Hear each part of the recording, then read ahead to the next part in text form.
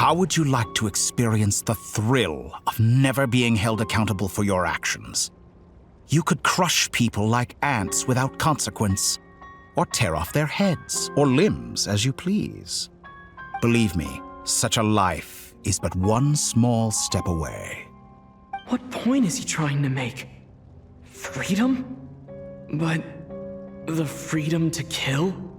To do evil and get away with it? Why would you offer me that? The creation of a world is the ultimate scientific experiment. I have taken my research to the highest level, where I shall be not just a god, but also a servant to many sacred spirits. I shall heed the truth and perform holy deeds. A god's laboratory is the perfect playground, but it needs the right occupant to explore its full potential. Mortals are found everywhere one looks. Not so with Descenders. I'd prefer my first guest to be a distinguished individual such as yourself. And I know you could make the most of the opportunities it offers. So the condition for entering the new world is to take innocent lives. The same dilemma that Rerir once faced. Could I really bring myself to kill others for my own benefit? Rerir did. And look where it got him. Have you made up your mind? I can't do it. Your playground is no place for me. You're putting your hopes in the wrong person. But we both know I'm not quite the hero you say I am either. I have my own reasons for the journey I'm on. And they aren't all selfless. You've grown a lot since we last met. But there are still things you are unwilling to compromise on. This will only hinder you. Why don't I lower my requirements a little as a gesture of goodwill? I'll give you a little time to learn to be a less noble soul. That'll make things much easier for you. I really doubt I could live that sort of life. And yet you already sound less defiant than a moment ago. The benefits appeal to you because you can read the signs of the times. Why don't we return to my research facility? Your last visit was so rushed. There is much that I have yet to show you.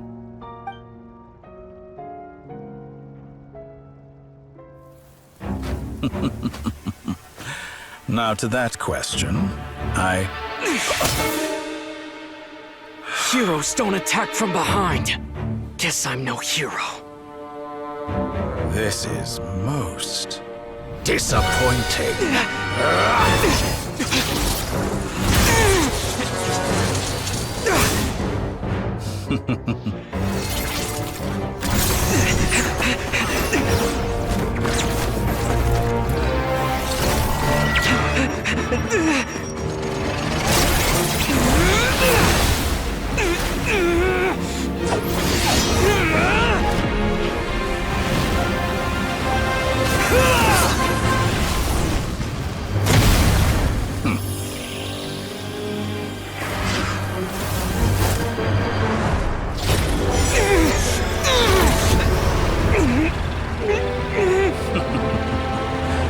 Now then.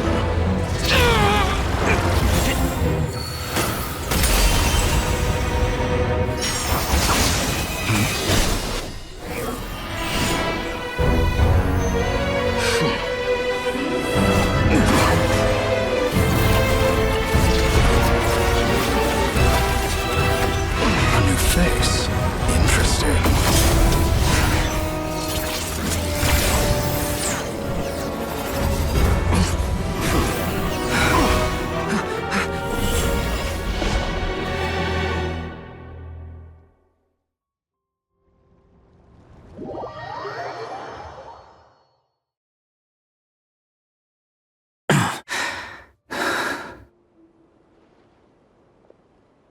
You're still gonna call me Hat Guy after that, huh?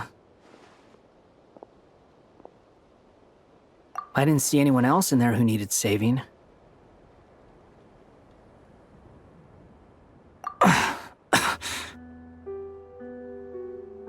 It's nothing. I'll be fine. Why are you looking at me like that? Is it that shocking that I'd come to your rescue? I owed you a favor back in Sumeru. Now we're even. Distracting Dotori was tough, I won't lie.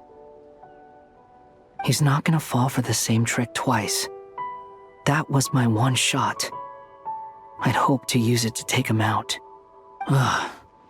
I never wanted to obliterate someone more than I do right now. Dotori doesn't recognize me, but his segments were originally made based on an analysis of my operational principles. I expect it's only a matter of time before he figures out what I am. So Dotori doesn't recognize Wanderer because he deleted himself from Irminsul. Did he really miss his only chance for revenge by saving me? Why the long face? Hey, I'm not blaming you, okay? And I'm not complaining either. Rescuing you and killing Dotori are equally important goals. Everyone would be pretty stuck without you. It's best you live to fight another day. How are you holding up? Are you all right? Hat Guy said to put safety first, so we agreed to run as far away as we could after leaving the energy field, and only meet up once it was safe. You don't look injured. It seems that Dotori didn't do anything to you. All right. Rescue operation complete. Let's head back.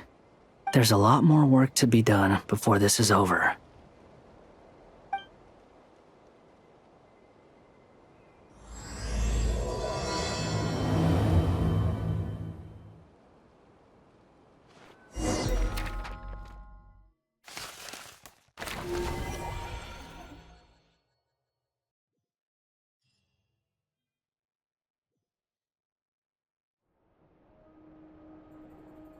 Understood. I will bear the Tsaritsa's degree in mind. I don't see what's so awesome about it, though. Does he really think everyone else is as immature as him? I'm not stooping to Tartaglia's level. I thought you might say that. How's your progress? Quite promising, actually. That alchemist Albedo gave me a few ideas. Remember how I asked you to look up some files for me? That stuff on the Nazi-Kreuz Institute.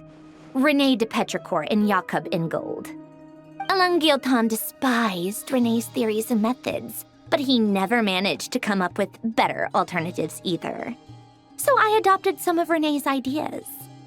I thought Alain was like a father to you. He and René were mortal enemies, were they not?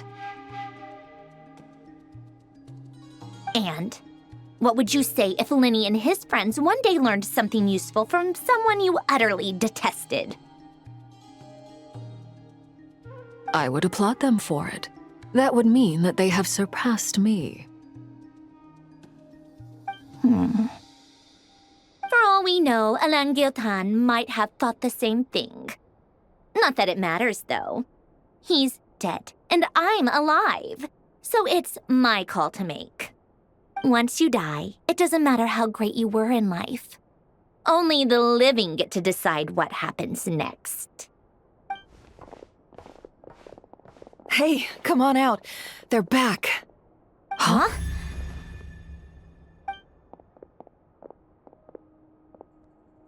You're back? And your head's still screwed on? And you still have all your limbs? What does it look like? Way to keep your composure, madam. Excuse you. I am perfectly composed. Glad you're okay. Yes, it's a huge relief. Worry? Oh, yeah, right. You think we, the Fatui, were worried about you? We were worried sick. Hey! The Traveler and I were already friends. You are free to join this mission in whatever capacity you please, much like your tea parties. It's a laugh a minute with you guys. I must say, I was quite surprised when Mr. Albedo told me he would need no additional aid. We discussed this on our way back as well. I am rarely so unequivocal, but in this case, we had full confidence in Hat Guy. He said he knew what he was doing. Albedo and I pretty much had to just wait outside on standby. Meanwhile, Hat Guy broke into the energy field and rescued the Traveler solo. You didn't have to mention that. Well, I'm thoroughly impressed. You are a force to be reckoned with, Hat Guy. Is he back? Is he really back? Traveler! It's really you! Oh, thank goodness! Paimon missed you so much! You can finally breathe easy, Paimon.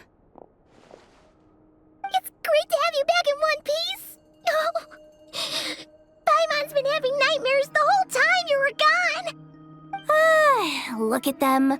You know, once you reach my age, there's nothing better than watching a misty-eyed reunion between friends. It's nothing. Same goes when you get to my age, too. I bet Ino and Anefa would be tearing up as well if they were here.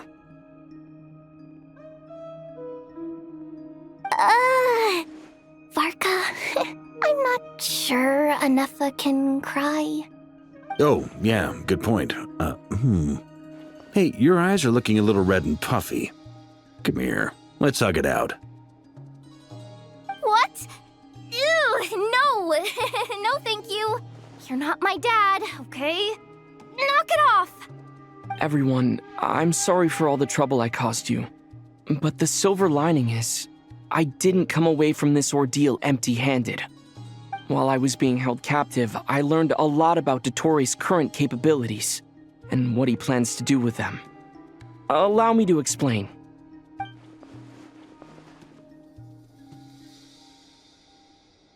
The three moon goddesses were even more powerful than we imagined. No wonder Dottore believes himself to be equal to the gods, maybe even superior. Utter blasphemy.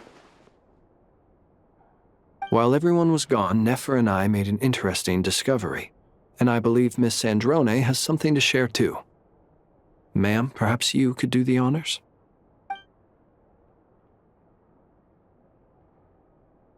Called it. Getting rid of a pesky troublemaker like her is like trying to clean up after a crumbly cake.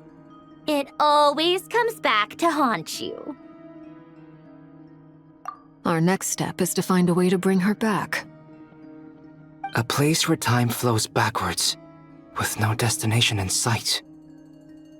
Surely it must have been created for a specific purpose. But I fear the answers are buried deep in Tevat's history, held by great powers beyond our reach. It sounds like she's on a specific path through time, just traveling in the opposite direction to us. The question is, where does that path lead? Or will it keep going to infinity? We considered that question as well. Strictly speaking, time is not infinite. Indeed not. Every road has an end. Nicole! You sure loved quietly sneaking in mid-conversation. I do, in fact. It's something I've always done at our mages' tea parties. Quiet, mysterious, and persuasive. You wonder what lies at the end of her road.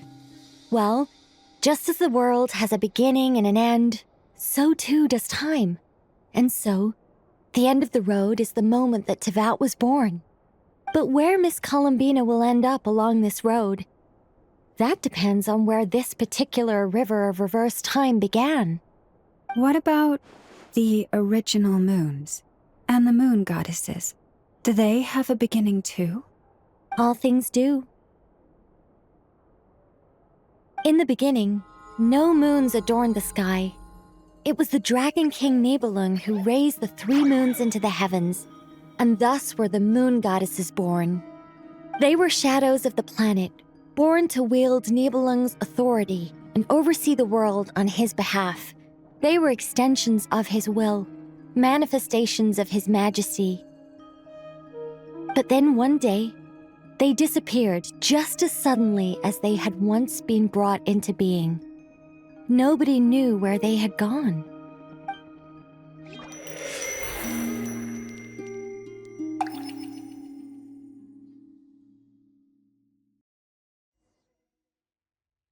Like I thought, no more paths back to reality have emerged since.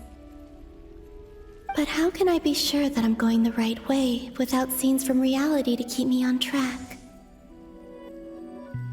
I can't even be sure of how long I've been walking for. The further I travel, the less stable this space becomes.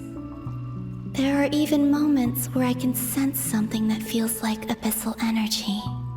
They can just materialize out of thin air. I have to keep my wits about me.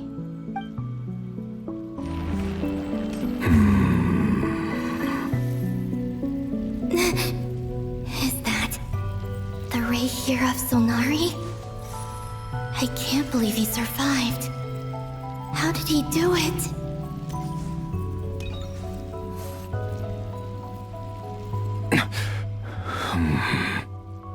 You are the moon goddess.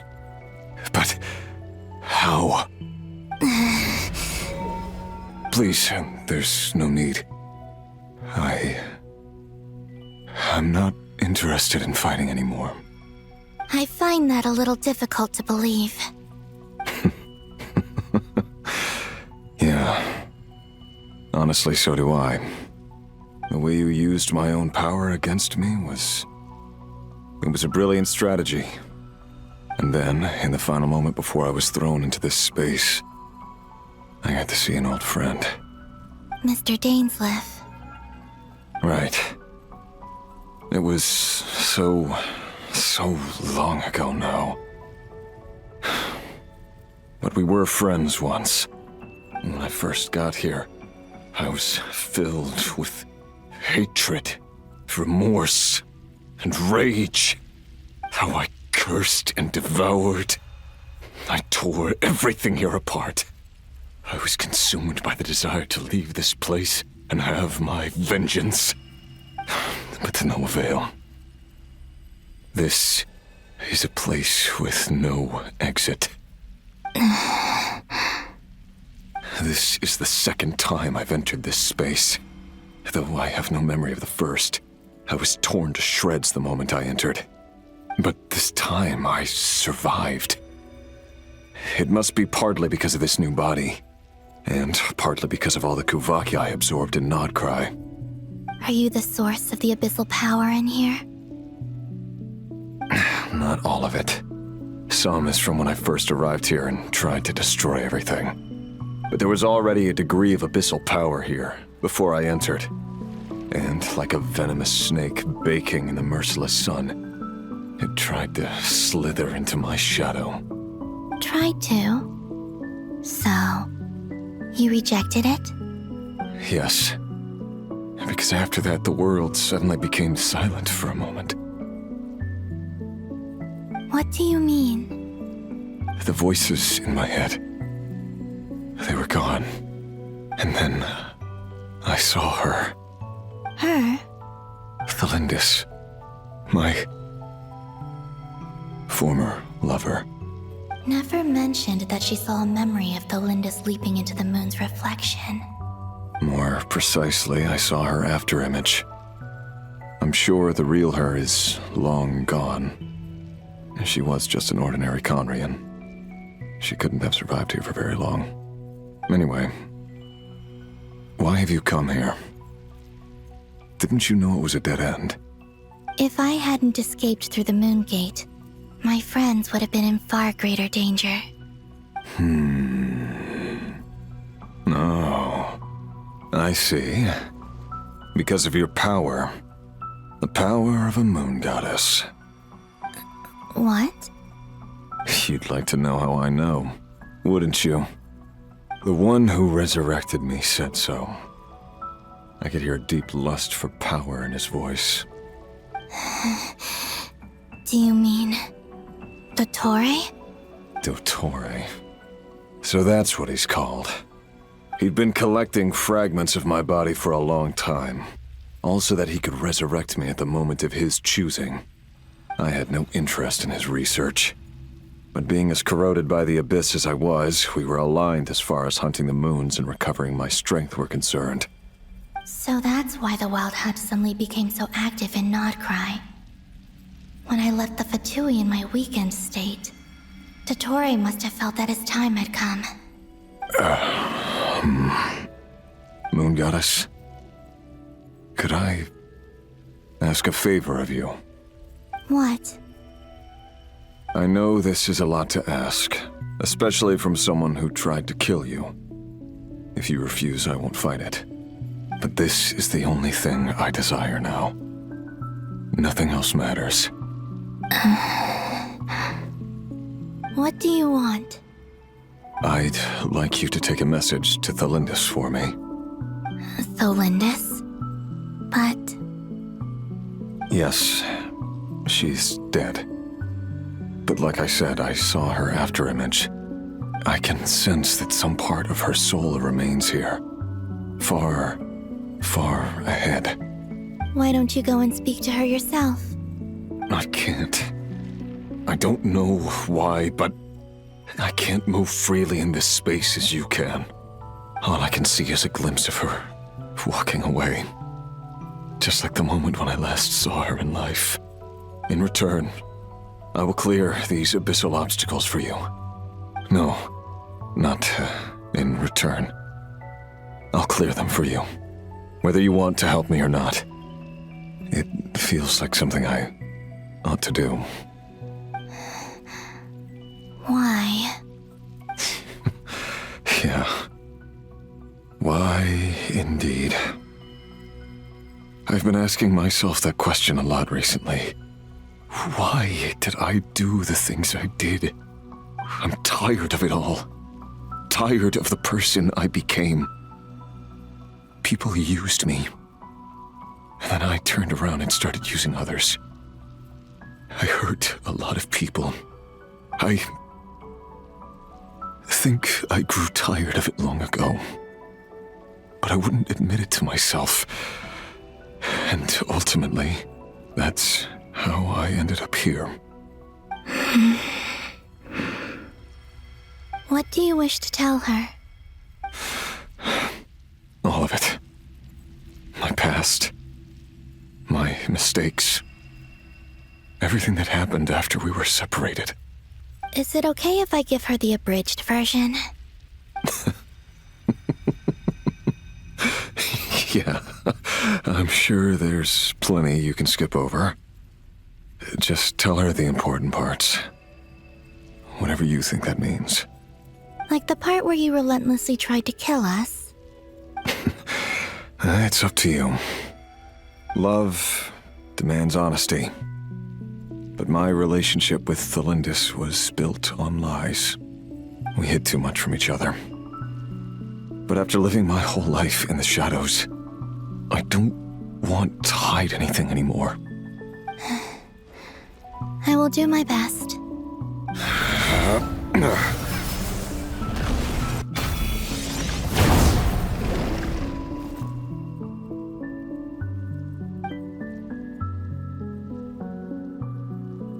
There. The abyss will no longer stand in your way.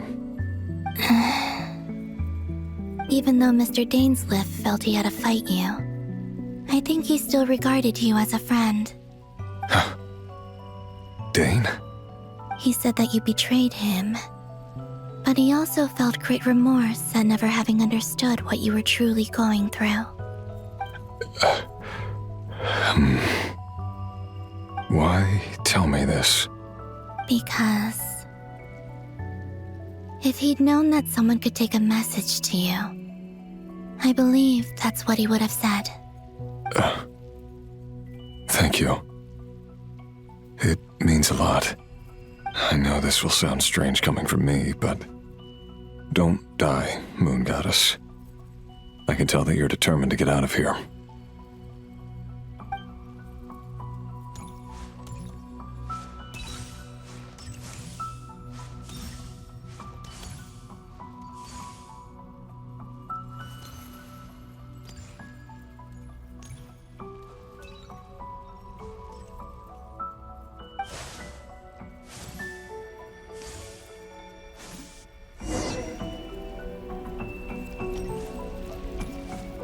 He kept his word. The abyss is no longer obstructing my path.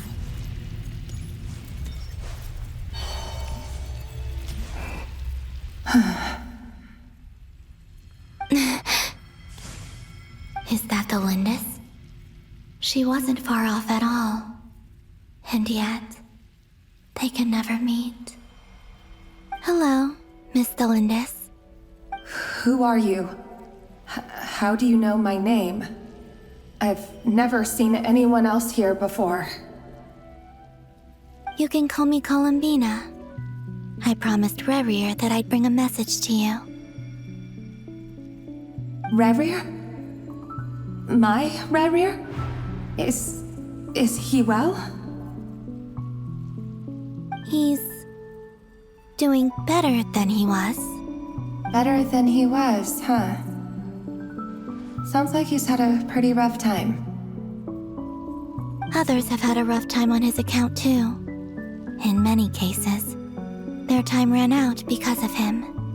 And I'm not just talking about the children of the Crimson Moon. So, things got worse before they got better. Could you tell me what happened, Miss Columbina? Are you sure you wish to know? Yes. This is my opportunity to learn the truth. No matter how hard it is to hear, I have to know. I admire your courage. However, time is short.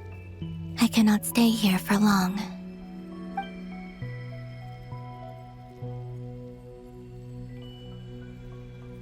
Rerir had seeds of hatred in his heart, and many people nursed them for their own ends. On some level, everything he did was to try and find a way to see you again. But in the end, he came to regret his mistakes. He wanted to apologize for hiding his past from you. Beyond that, he did not say specifically what it was he wished to convey to you, but I'm sure that you've always been on his mind. You are what has kept him going over all these years.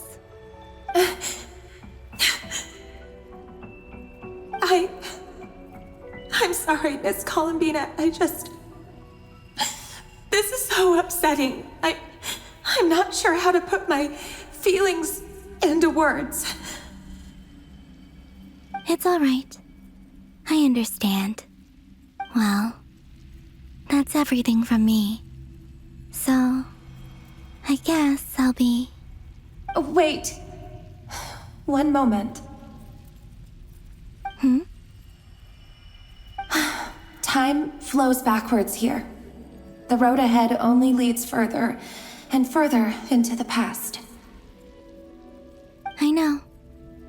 I intend to reach the end of that road. Without a moon marrow, without the 3 moons' power, you won't make it far. Wait, unless... Are you one of the moon goddesses? You could say that. I see. I often think to myself, if life is like a train ride, why haven't I reached the terminus? Where am I even going? And it's not just me, it's this whole place. Wherever it is, it seems like it's existed forever. It's such a mystery. Where is it going? I must seem so ridiculous. I can't answer these basic questions, and yet I jumped right in here without hesitating, only to be torn apart the moment I entered by powerful energy currents. Only my soul remains now. Thinking back, I was suddenly overcome with fear and terror in that moment. Perhaps I too became bewitched by the abyss. I may have been the leverage it needed to control Rerir. I used to be a researcher at the Universitas Magistrorum in Conria, researching the iridescent moon's marrow. Eventually, I came to the conclusion that time in here flows in reverse. Rerir was one of the Venster King's retainers. With me, he was in an impossible position. It plagued him constantly. I wanted to help him escape his lot in life. I wanted him to be happy, so I thought I'd use this place to return to the past. At the time, I thought I could just go back to the day that the Vinster King first found the princess. It was only after meeting the princess that the Vinster King started going too far with his research into the abyss. That was the day all of our woes began. I thought I could stop the king from ever meeting her and solve everything. I couldn't kill the Vinster King himself, so I had to find another way to save Rayrir. That's why I wanted to go back, to kill the person who had brought new possibilities to our realm. I'm sure it was a futile endeavor, but the abyss probably enhances the basest human desires. So I naively hoped I could change everything. But I was simply too weak. Like a speck of dust against the whole universe. Look at me. I didn't even survive the journey here. Not physically, at least. I know I'm never getting out of here. But you're different. You can make it, and I want to help you. I owe you that much. How do you plan to help me? Have you noticed the golden energy that exists here? Based on my past research and my observations since coming here, I believe they carry you forward faster. I can share what I've learned and help you understand the pattern in which this energy appears.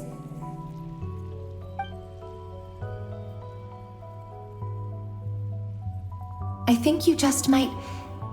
Now, I know you will be able to change the past. Also, I've been speculating about where this space ends. The documentation was scanned, but from what I know of the legends about the moons, the oldest ones seem to begin with Nibelung, king of dragonkind. I have no way of verifying any of it by this point, but if it's true, you might be able to reach that era if you keep walking. Understood. Thank you, Miss Thelindis. I'm the one who should be thanking you.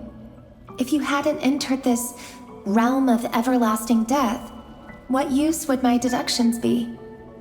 Thanks to you, they have some meaning.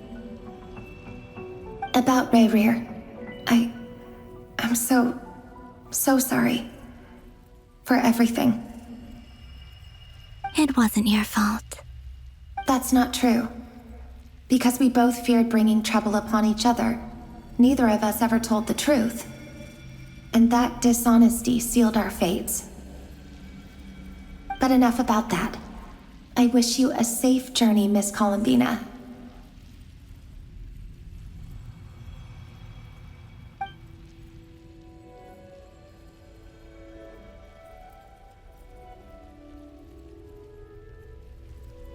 And may the outside world never have to experience pain like this again. Rayrir, you're there, aren't you? I cannot see you, because you exist in the future. I expect we'll be trapped in this prison of space-time for all eternity. But please, gaze upon the past, and then sit for a while. Let's find a place to sit down together, just like we did when we first met.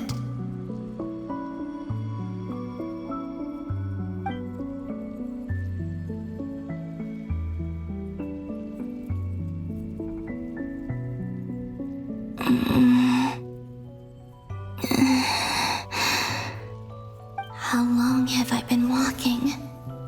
How much further till I reach the end? Is there even an end to be found? Everything's getting blurry.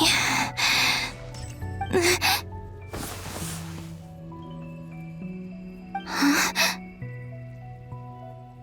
Are you all right, little sister? Have you come from the distant future?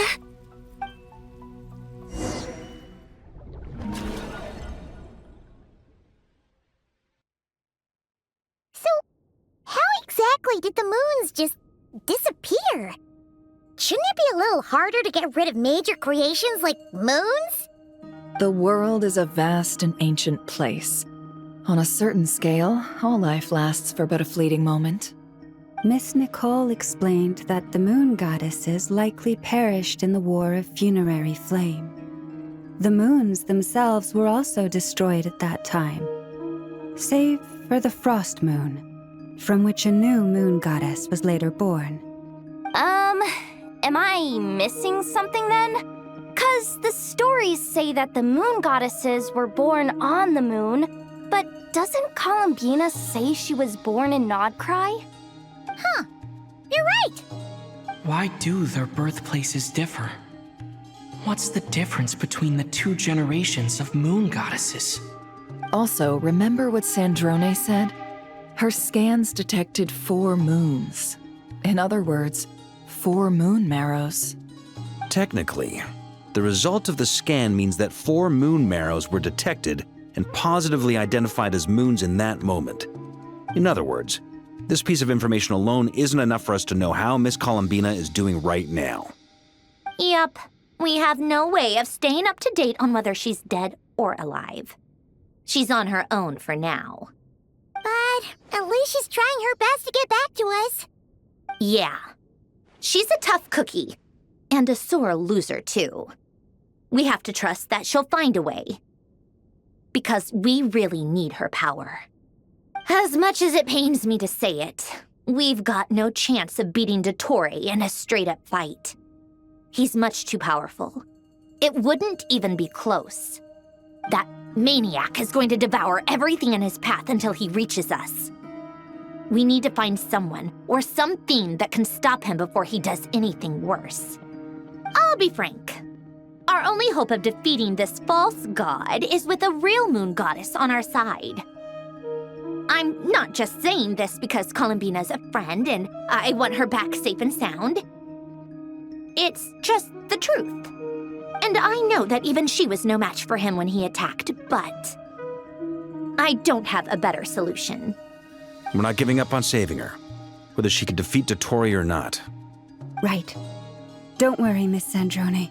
We're all aligned on saving Columbina. No one's trying to argue that we can only justify saving our friend because it will help save the world. This is about multitasking. We want to save both. So, she's more than just a moon goddess to you guys? Absolutely. Duh! She's part of the gang! And you are too, you know. Yes, I know. You don't need to labor the point. I knew that the moment I came running over with my documents that I was part of the in-group. I mean, if Arlecchino can fit in, I certainly can. Anyway, as for how we get Columbina back, I've been working on it constantly. But I think I'm still lacking certain information about the moon. I'd probably get there if I could continue my calculations, but the problem is, I've run out of computing power. Computing power? You mean you need more energy? No, the issue isn't energy, it's processing power. There's so much data to get through that the whole process has just ground to a halt. That's a tricky problem. René de Petrichor of the Nazissenkreuz Ordo once foretold the fate of the world. But I don't know how he did it. My guess is that he used the primordial sea's power.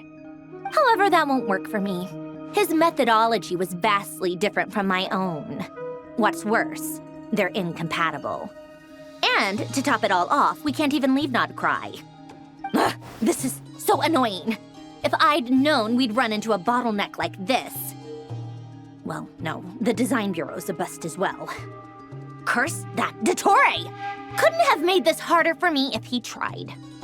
Oh, what do we do then? How about we grab a bite to eat and take a break? Maybe something will come to mind after you've cleared your head. You don't get it, do you? I'm trying to calculate the fate of an entire world here. And I need accurate results, not big prophecies. Where the heck am I gonna find the computing power for that? Anyway, time to shelve the discussion on technical difficulties. Being a killjoy isn't very ladylike, after all. Either way, we've done what we can. Rest well, everyone. Remember to let us know if anything new comes up. Hat guy? Is he hinting that we should talk outside? Let's go somewhere a little more private.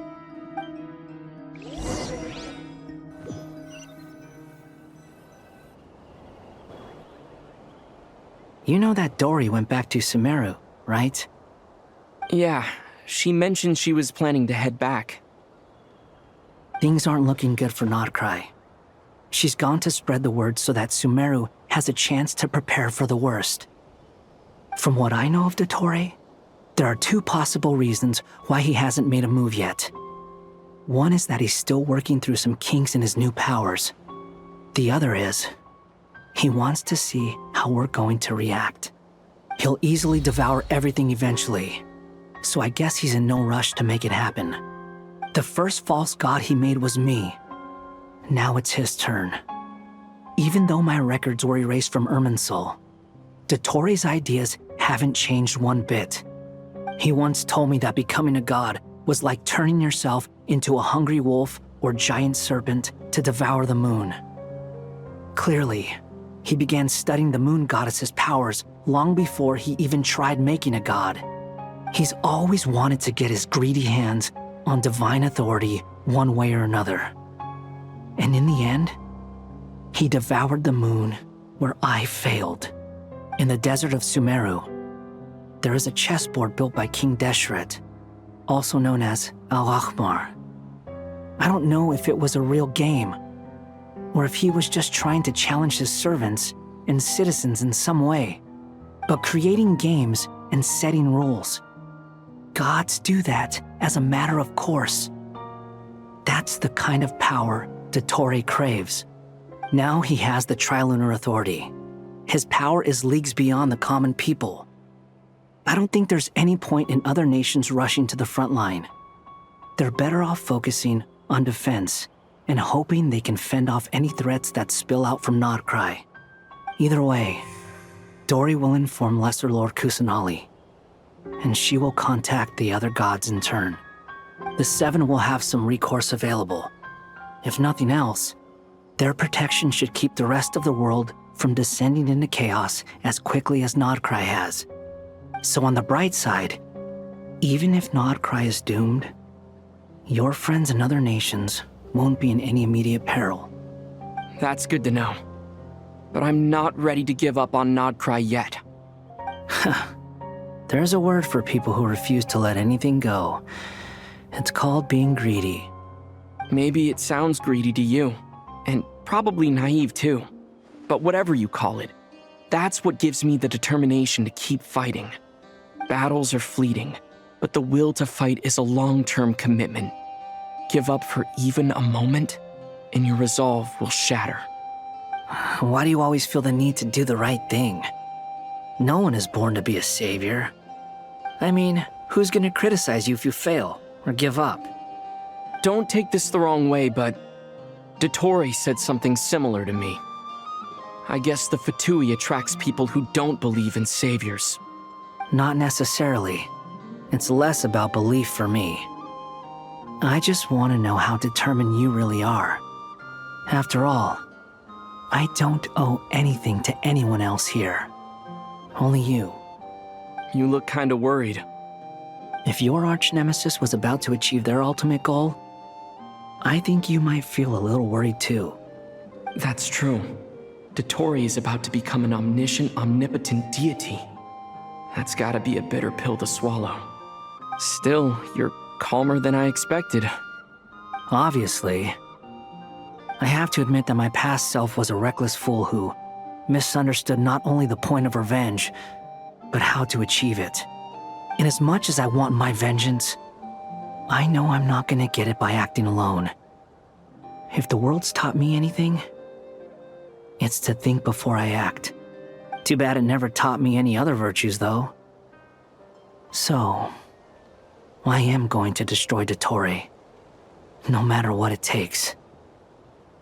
So, what's your plan? I'll get to that.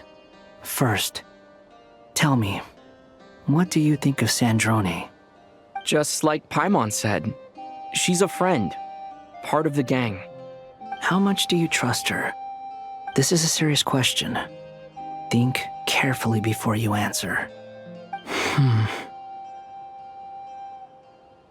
Although she's with the Fatui, she has her own values, and she's helped us a lot. If nothing else, she's clearly going the extra mile for Columbina. I see no reason not to trust her. If you say so. In that case, the three of us need to talk. I have some thoughts about her computing problem. It can be solved, but it will come with a cost. How much? If I can afford it, I'll cover it.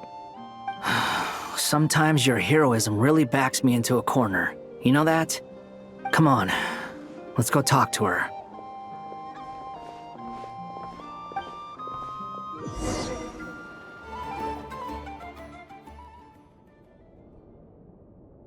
Miss Androne, Traveler. Hey there.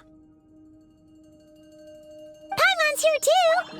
She was just helping them sort through their things. How did your chat go? That was fast. The call only just ended. Well, you said it was urgent, so we got here as quickly as we could. Albedo, I have some alchemy questions for you. I see. Looks like my knowledge proved useful after all.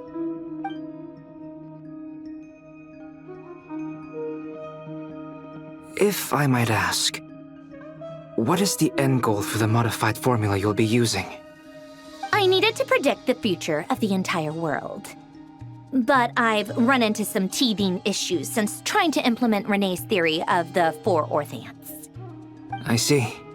I'll have a look at it. Still, computing power is the real issue here. How do you plan to solve it?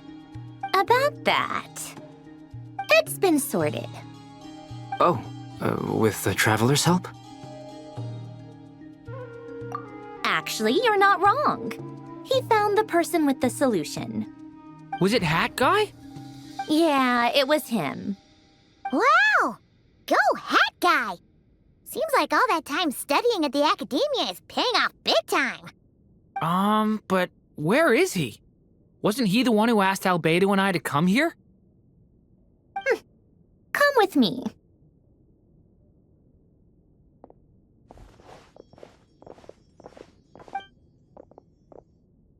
Hat Guy? What's happened to him? Hat Guy! Can you hear us? No response. I guess he's in hibernation. Hat Guy mentioned that he was a puppet. It seems that his functions are currently shut down. I presume this has something to do with the solution to your computing problem. That's right. He and the Traveler came to see me. Wait, what? You have a solution? Would you calm down? Why do you always react so hysterically to everything? Excuse me? How would you know? You shouldn't be so quick to judge complete strangers. It's very bad manners. Oh, please. It doesn't take that long to figure out that you have a temper. Where does a mere student get that kind of confidence? I've actually published more papers than you. Not that status counts for much. Even Paimon's applied for academia admission.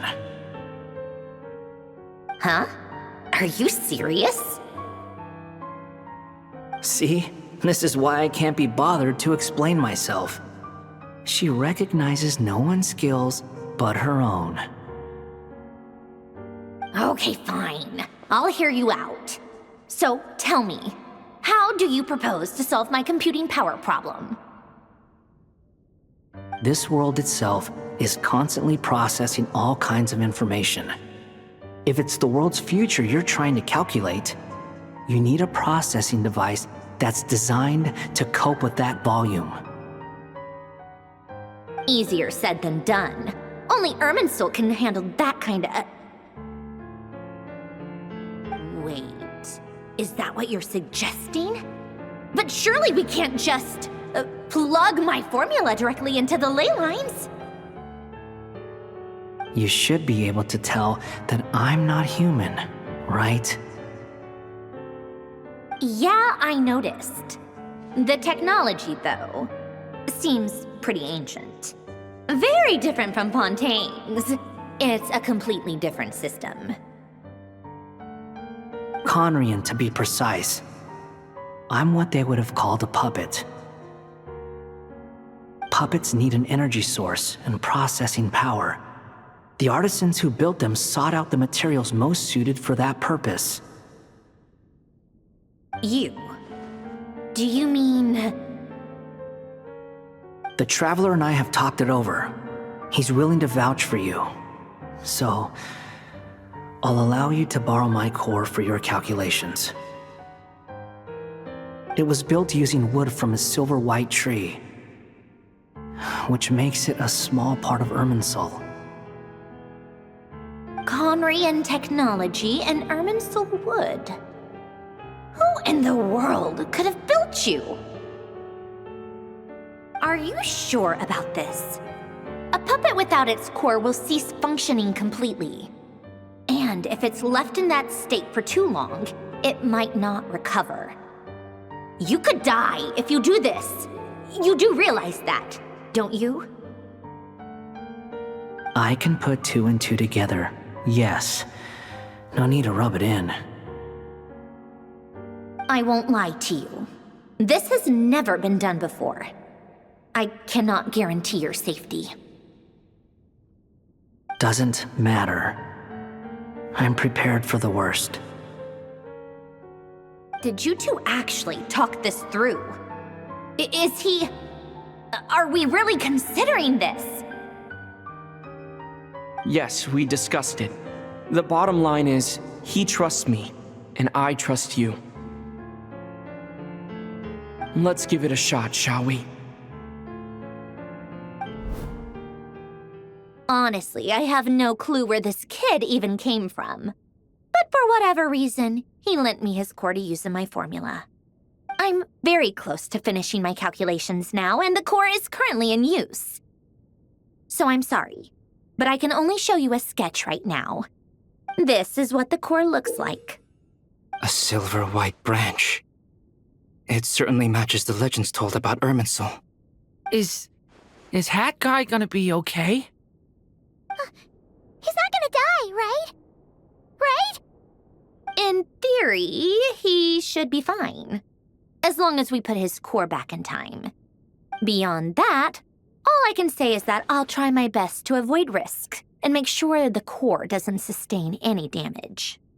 I think I know why you called us here now.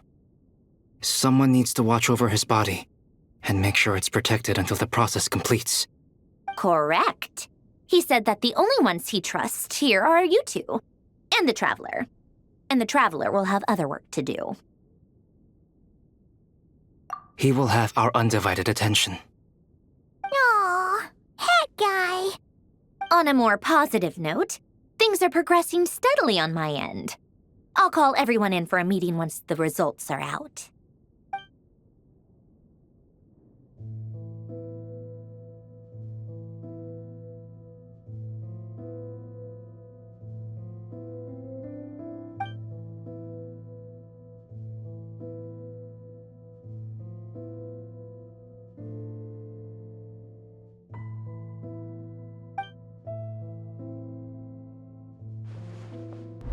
The worst case scenario with the core removal is either a system reset or a total loss of function. But I'm not afraid. A quiet death should have been my fate long ago. A core is completely different from a heart. It's like another vital organ entirely. I never believed it could be a true replacement for what I sought. But in the end, it turns out the core was more useful to me.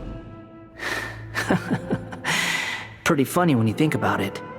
It's like the punchline of my entire life. Do you think there's any difference between a puppet and a human? If not, then this would just be another samsara. I have already experienced both a past life and a next life. Part of me wonders whether I'm only capable of making this decision because I've become a real human. What's with that expression? Isn't this a good thing? Sandrone will succeed, won't she?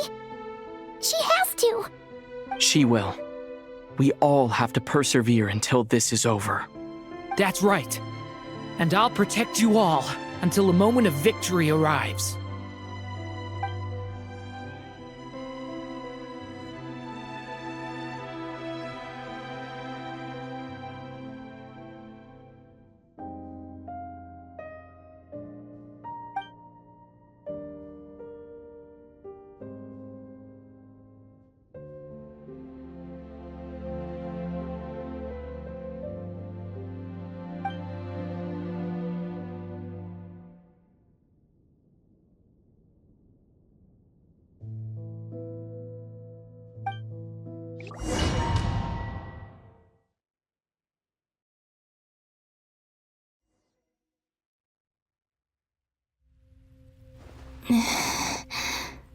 Who are you?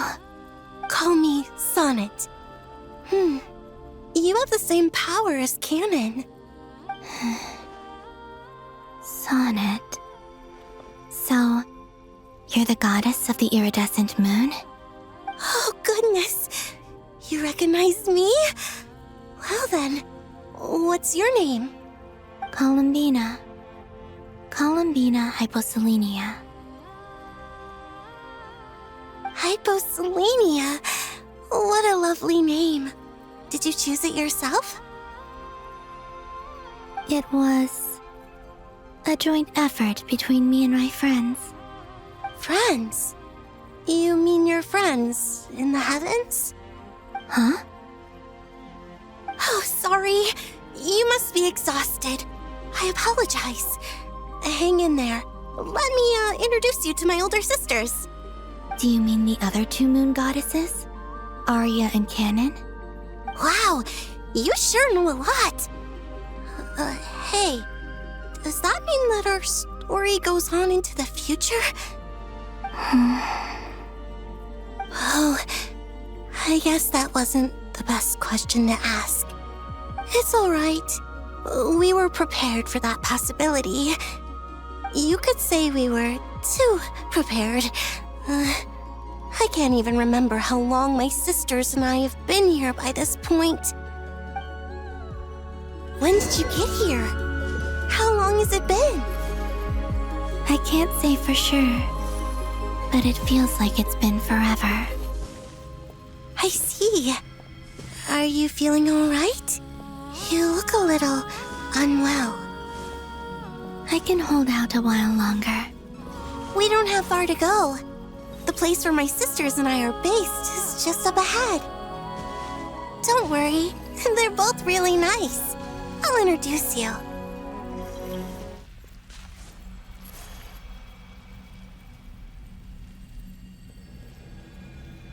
Sisters! I'm back!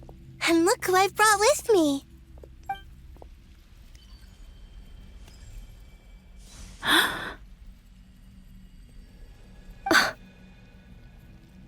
It's our lovely little sister, born in the far future. The pleasure is all mine.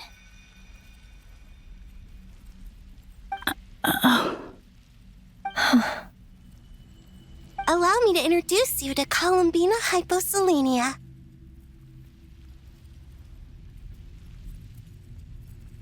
This is Arya, the goddess of the eternal moon. And this is Canon, goddess of the frost moon. Canon, don't you think Hyposelenia's power is similar to yours? Hello, Columbina. I apologize for our startled reaction just now. And please, forgive our little sister if she's been annoying you. She tends to talk a lot. It's fine. You seem shy. Don't worry, Columbina Hyposelenia. No one can hurt you here. Could you tell me where here is? Please. I must know.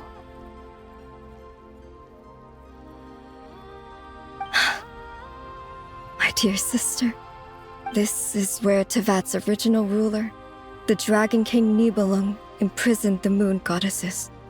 What? You're scaring her, Canon. No, I'm fine. Please, continue. Nibelung, our original master, created us in the distant past to maintain Tevat. But he left this world and traveled into the dark universe beyond, to explore worlds vaster still. Day and night, we fulfilled our duty in the heavens, until the day that the first Descender arrived. The great ruler of the firmament. The heavenly principles. Is that what later generations call them? I see. But we did not reject them at first, nor did they seem to harbor ill intent towards this world. We coexisted in peace. They were like a guest in our home. Slowly, however, we came to realize that our guest had a growing desire to change and dominate the world. And you didn't stop it? No. There was an order to the rules they set up that Nibelung never taught us. We wanted to know if this order would bode good or ill for Tevat.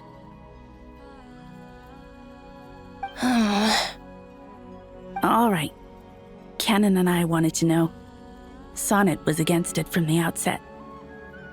Later, we discovered that this great ruler of the firmament bore an almost paranoid hostility toward the desire of certain life forms to seek power. Or perhaps they feared them. They would even cast down celestial nails as manifestations of their power, to punish the civilizations of the world below. Only this was far beyond mere punishment. Right. Their rules brought order, but the price people paid for merely testing the limits of those rules was far too great. I did everything in my power to help the punished escape catastrophe, but still, too many lives were lost. The ancestors of the Frostmoon Scions were some of the ones you helped. But just when we had decided to take countermeasures, the Dragon King, Nibelung, returned. And so began the War of Funerary Flame. So, that's the name the world gave that war in the future. Well, who won in the end? As far as I know, the Heavenly Principles won, although it came at a great cost. They remained in Tevat, where they continue to rule to this day. And the world's original master, the Dragon King Nibelung, was destroyed. And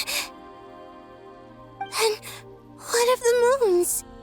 Are there still 3 moons in Tevat's skies? You can tell us the truth, Columbina. We know we are but remnants of a bygone age. We are prepared for the answer. Only the Frost Moon remains. But it has been cast beyond the false firmament by the Heavenly Principles. The eternal and iridescent moons were both shattered during the war. So death finally came for us in the end. Sonnet. But you're still here, aren't you? A moon goddess cannot live without her moon, Columbina. She's right. That's why I began to disappear. Because the Frost Moon is cut off by the false sky. How much worse it would have been if it were outright destroyed. Our souls may endure within this lunar palace, but if our moons are destroyed, then we shall disappear the moment we depart from it. I'm sorry. There's no need to apologize to us, dear sister. If anything, we owe the world an apology. If only we decided to act sooner, rather than arguing amongst ourselves. All the more reason not to spend this time in regret and repentance. Instead, we should focus our efforts on how we might help our future sister. Sorry? Don't you see, Columbina, your story is not yet over. Is that not why you are here?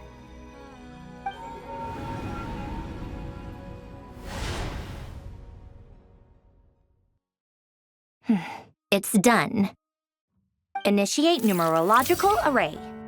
Continue running primary process. Calculate the world's fate through extrapolation. And identify nodes of potential change. Secondary process, scan for moons. Still 4.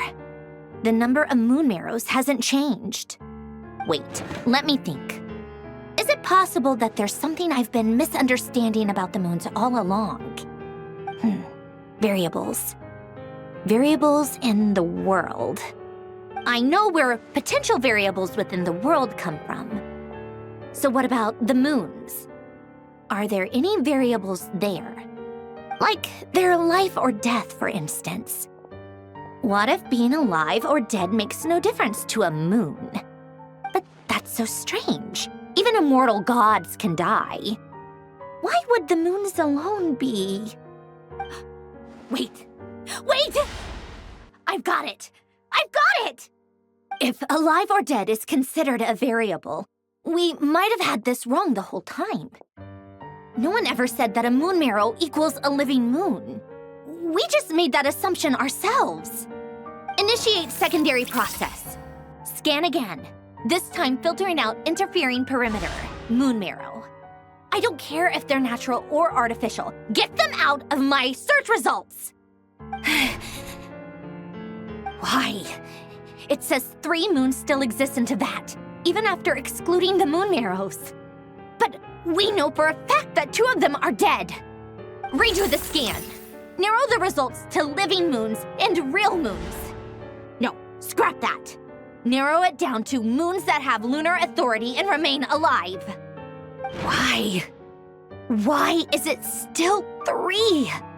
What is this, Columbina? Has the world lied to us? Or are you the one pulling the wool over our eyes?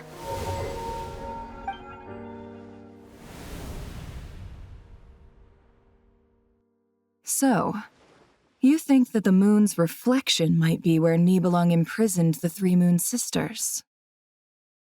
Yes, it would explain a lot, such as why that space would respond to a moon goddess's power, opening the moon gate at her command. It would also explain why Miss Columbina has been unable to leave, and why time flows in reverse there. In the messages she sent, Columbina promised us she'd find a way to return. But we have no way of knowing how, when, or where this might happen. The fact that she still has yet to reappear in this world indicates that returning from that place is no easy feat. We cannot afford to simply wait for her. So you're saying, if she could return by her own power alone, she would have done so long ago? Yes, she certainly wouldn't leave it to this late stage when it's so touch and go. I've been giving this some thought, and I've come to believe that Luana's harm might be an anchor that she left behind, as a sort of future waypoint. This could also explain why Luana's heart is always by the traveler's side.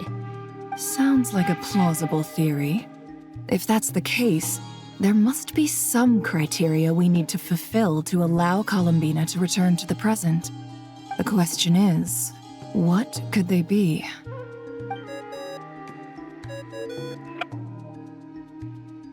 Hello?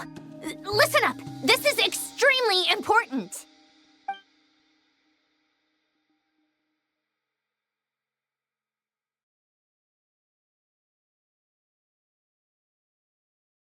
Not only is Columbina alive, but she may well exist in a form unimaginable to us. I'm still unclear on the details, but she's done something truly inconceivable in the past.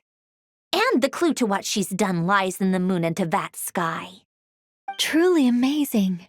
Oh, I'm so delighted for her. I'm sure we all feel the same. And I'm sure Columbina is ready to get back here and fight by our side. I'll keep my calculations going and try to find some way of coordinating with her. But that's not an excuse for everyone else to slack off, okay? All of you had better keep trying to think of solutions.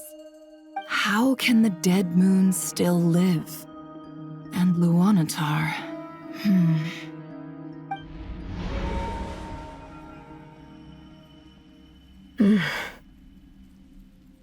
It's hard to believe that's what will happen in the distant future. Our authority is linked to the most fundamental rules of Teyvat.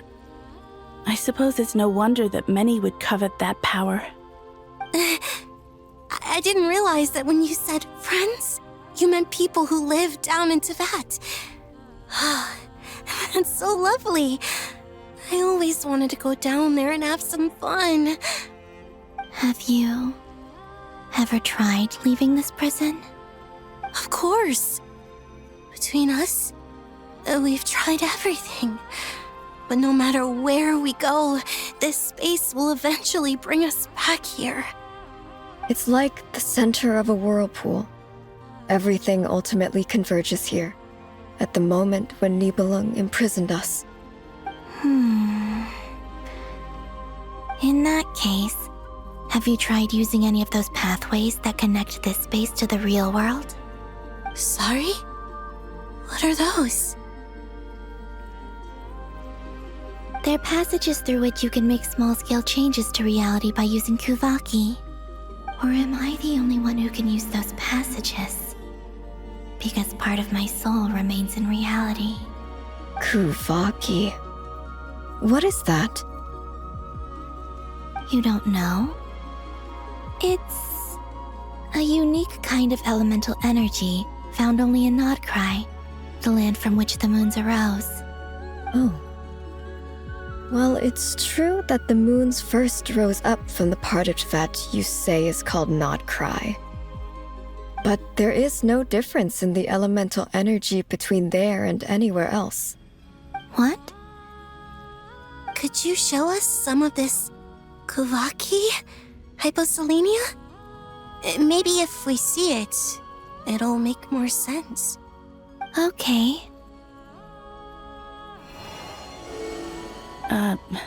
Isn't that just your power? What? But it's everywhere in Krai. In the air, in the land. Even the creatures who live there have adapted to its influence. How curious. This Kuvaki certainly did not exist anywhere in the world before we were imprisoned.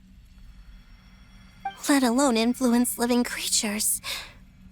So, how exactly does it affect them anyway? Can they float in the air like us? This is so strange. Why would their reality differ so much from mine? Columbina, you're looking for more than just a way out of here, aren't you? Yes. If I am to help my friends, I will need tri-lunar authority on par with that of our foe. You mean... you'll need our power? This sounds extremely risky. The three moons' powers are not mutually compatible. Concentrating them into one goddess will be a very painful process. And if anything goes wrong, it could tear you to pieces. I know. But I'm willing to take that risk. Even so, let's say we successfully transfer our authority to you. How will you take it outside this prison? Nibelung constructed this realm specifically to prevent us from using our powers to interfere in his war. No moon goddess can leave this place alive. What if I don't leave alive?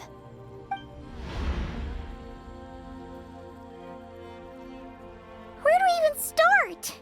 How are we supposed to figure out what we're meant to do to help Columbina?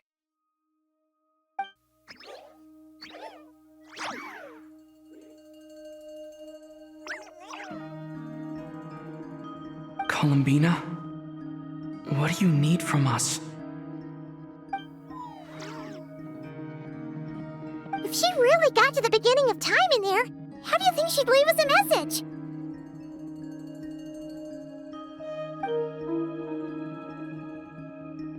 You don't think she'd write it down on a stone tablet somewhere in the hopes that we'd find it, do you?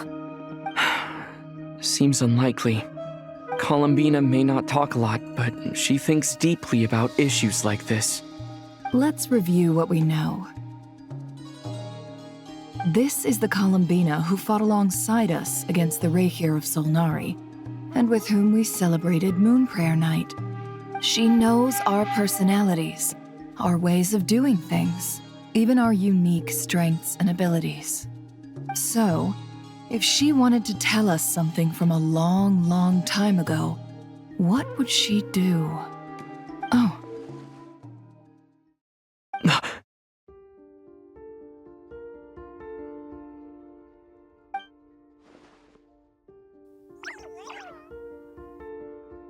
Traveler, you once said that those golden ripples also appeared when Luanatar was born. What if Columbina left Luanatar here, not just as an anchor to the real world, but for some other purpose? If she is part of Columbina, and Columbina knows that I can see past events through her... Oh yeah! Like when you peeked into Rarir's past through his heart! Nefer, wait! If you're right about this, and you can really see past events through Luanatar, your eyes, they'll... Oh, I know. Looking at Rarir's past in Conria was already enough of a strain on my eyes. Looking this far back into the past, it'll surely blind me. But it's our only chance. This is the only way. Boss. We spoke about this once, a long time ago. Do you remember what I said, Yehoda? The day I lose my sight, the Curatorium of Secrets will be yours to run. But...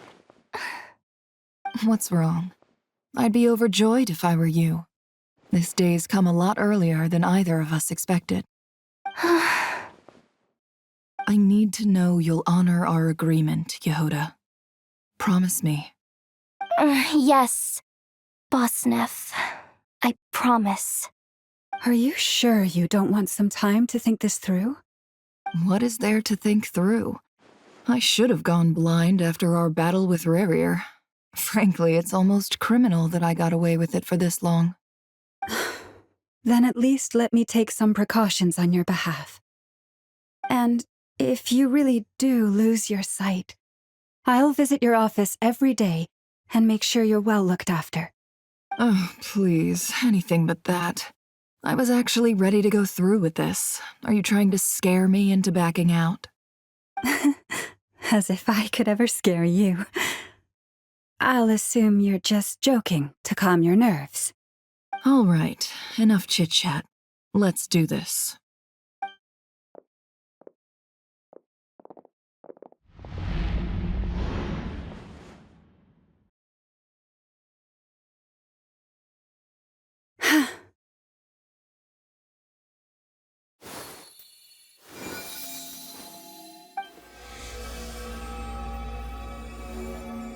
All done.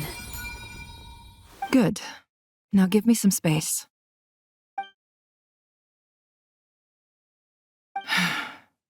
Come on then, little one. Show me what happened in the past.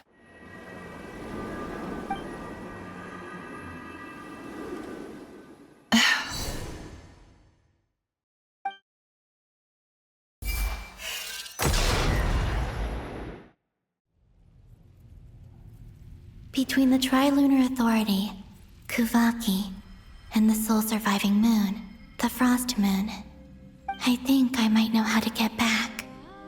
But I will need my sister's help. Time to go talk it over with them.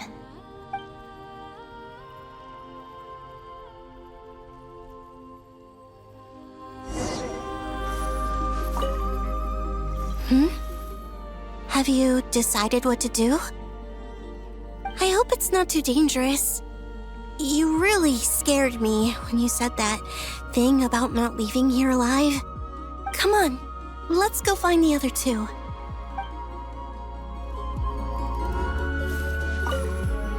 It seems you have reached a decision. I'm all ears. What do you propose?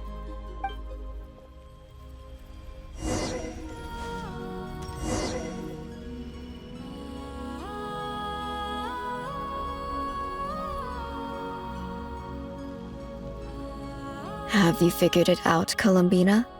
Tell us, how do you plan to leave this place? I intend to die here, in this moment, and then be reborn in the future with the help of my friends. What? What are you saying? How can the dead be reborn? And how will you inform these future friends of your plans? You can't exactly leave oracles. Nothing can escape this place. Not a single ray of moonlight. And even if you found a way, what if they never find the message you left for them? You'll... No, that won't happen. Come again? They will find my message. I'm sure of it. I'm not following. How exactly will you achieve this? It's quite simple, really. First, I will leave my soul here.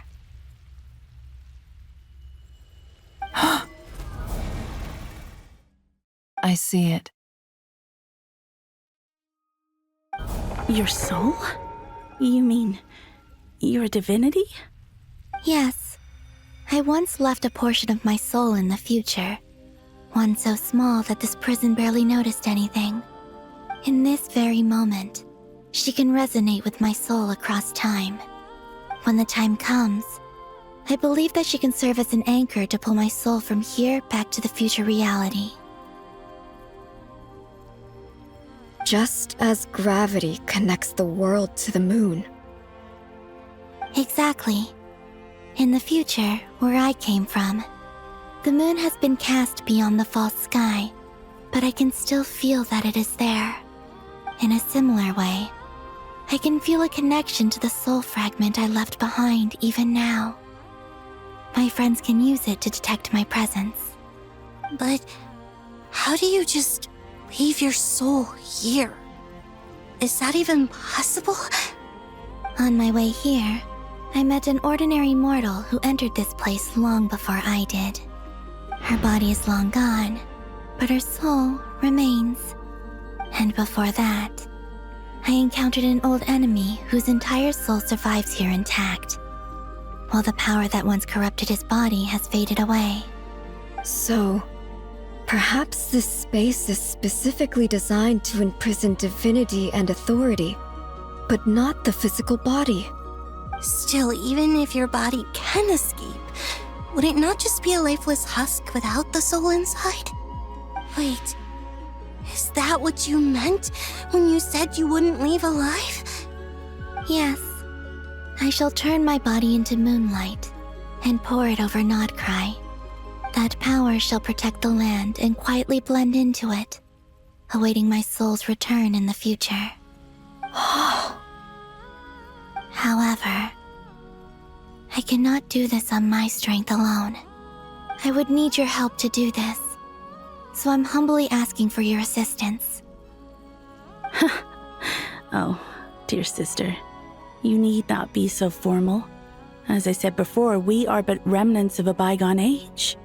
You, on the other hand, were born alone in that distant future, and you have walked a long and lonesome road since then.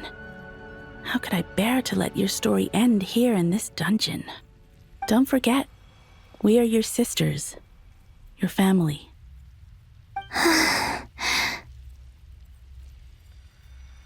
Arya's right. Actually, I've always wanted a little sister. Can you imagine how it's been for me? Getting nagged by two older sisters all the time. Now, I finally get to be the big sis. And not just that, but I get to help you return to your world, too. How could I say no to that? on it. Canon?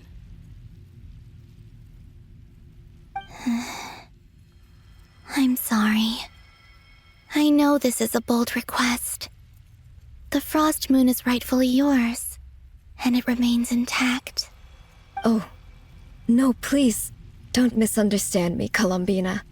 I was just thinking back on the years that the three of us once spent together. You cannot imagine how happy I am to hear of the future world you describe. The Frost Moon Scions, your lovely, kindly friends. For the three of us, whose purpose in life was to maintain the peace in Teyvat, it is a great relief to know that the people of this world live in such an abundant future. If your plan can save them, and save not Krai, I will gladly give you all that I can. Besides, the three of us have been together since the day we were born. I could never abandon them to live on alone without them. Canon. Still, I do have one question I would like to ask you before we proceed. Certainly. What is it? Why do you cover your eyes?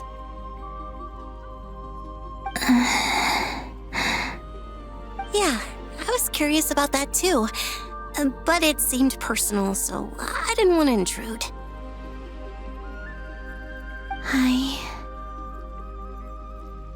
There was a time when I refused to look upon the world. I believed it was full of nothing but lies and falsehoods. I wished to hide my feelings, seal my heart, until I could return to my true home. I see. Perhaps that decision saved you from ever having to see the false sky again. But at the same time, you likely missed out on many true and precious things, like the smiles on your friends' faces. Promise me this, Columbina. When you return to the future, open your eyes, take a look at the world around you, and see your friends. I'm sure that you know this already, given that you long to return, but that is your true home. Give me your hand, Columbina. Arya, Sonnet, you too. Okay. All right.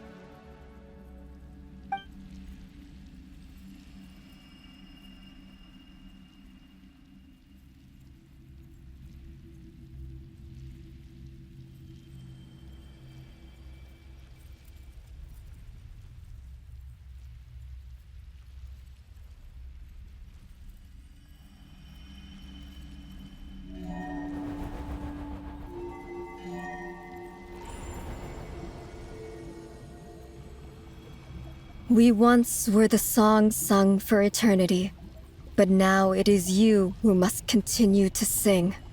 We once were the tides in the great river of time, but now we subside, and you arise. We were the messengers of madness and inspiration, but now the lies have faded, and your truth must endure. We are souls awaiting the sun. You must return to be with those who smile when they see your face.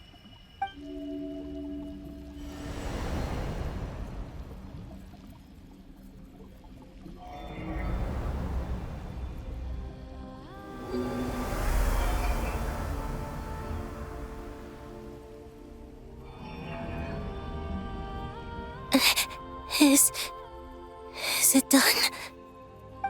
Yes. We have transferred the authority over all 3 moons to Columbina Hyposelenia. From this moment on, she is the Tri-Lune Goddess, the one and only moon goddess of this world.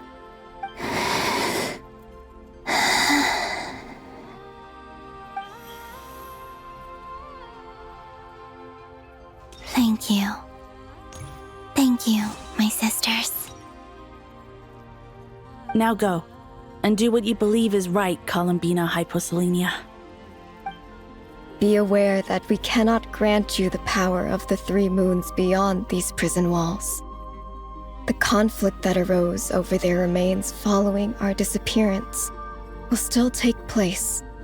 I understand. Sisters, oh, my body. It feels... Now that we have given up our power and authority, our bodies are merely mortal shells. This prison is dissolving them as we speak. It's okay, Sonnet. The end must come for every god, just as it does for every human. That's all this is. The final destination of our lives. Canon and I will be by your side the whole way. We have one final request, Columbina. Could you use the Three Moons' power to send us back into the real world? Now that we have lost our powers, I doubt this space will seek to hold us further. It's just... we would like to spend our final moments together in the only place we ever called home. Of course. Gladly.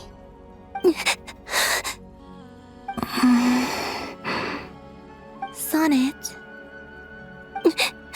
Yes?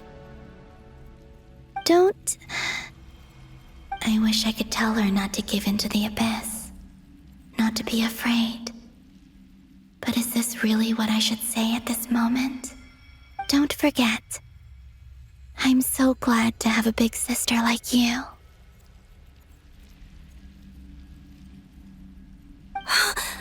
No, Hypo. Thank you. I'm okay. I'm not afraid. As long as my sisters are with me, I won't be afraid.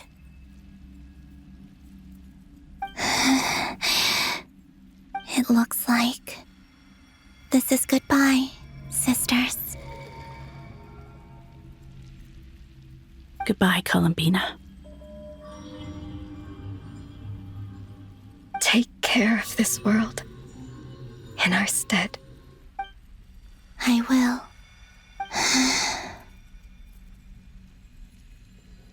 And now, it's time for me to bid farewell to my body, too.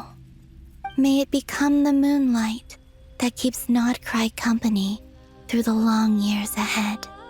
So this is why Not Krai was not always home to Kuvaki. It only appeared after I poured my body out upon this land, and only this land. Kuvaki responds to me because it is me, my body, answering the call of my soul. And the golden energy I've encountered on my way here was, in fact, that very soul, which I am about to leave here to guide me. O power Trilune, eternal moonlight. I, Columbina Hyposelenia, lay aside my body. Let it be cast into the dark night to illuminate the future. May it be a companion to all who dwell beneath the moon.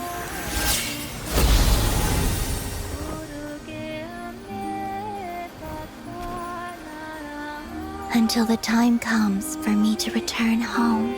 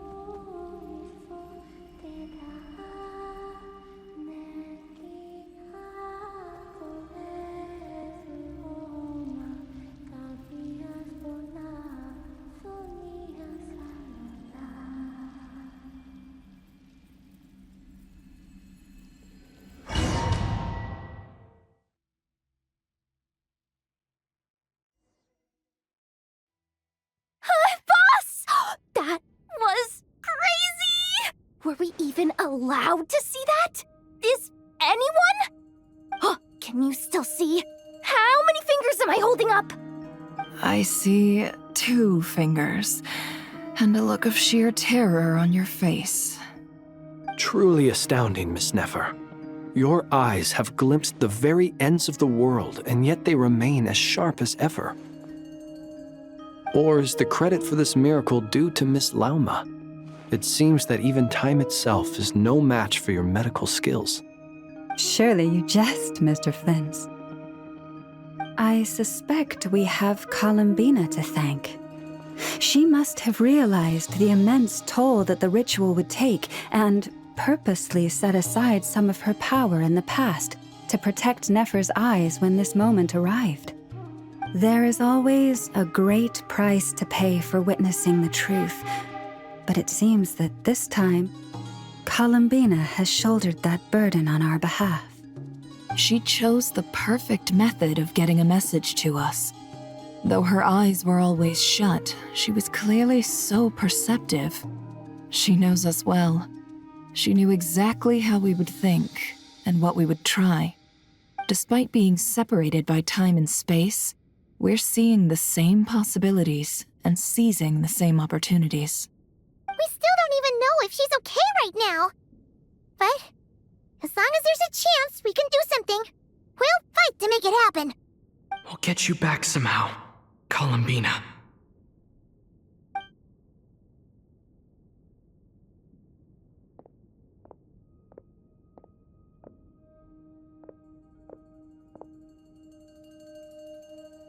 Well, based on the information we now have, let's figure out our next moves. Thanks to these gentlemen, we have a much clearer picture of the situation with Dottore. The civilian population has been moved to safety, so we no longer need to hold back. Miss Androne, how are the calculations going? So far, so good. I'll keep seeing how far I can push the system, though. Can't have Hat Man being powered down for nothing.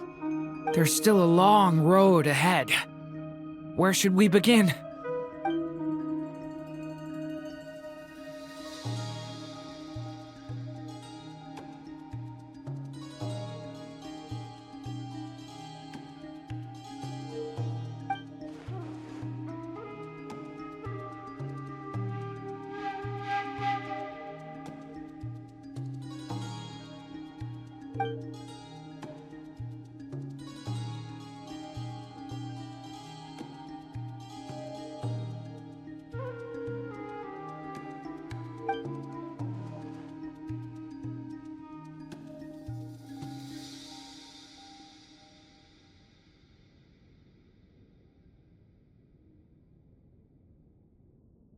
Our plan is clear. Time is short, so let's get moving. There's just never enough time, is there? Time is the bane of my existence. Ugh. Anyway, I'm gonna get back to work. All right, we'll do our part too. Yeah.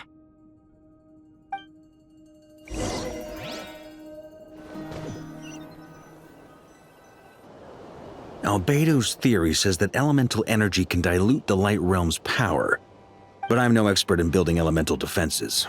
Sounds like something out of the advanced elemental theory section of the library. Whew.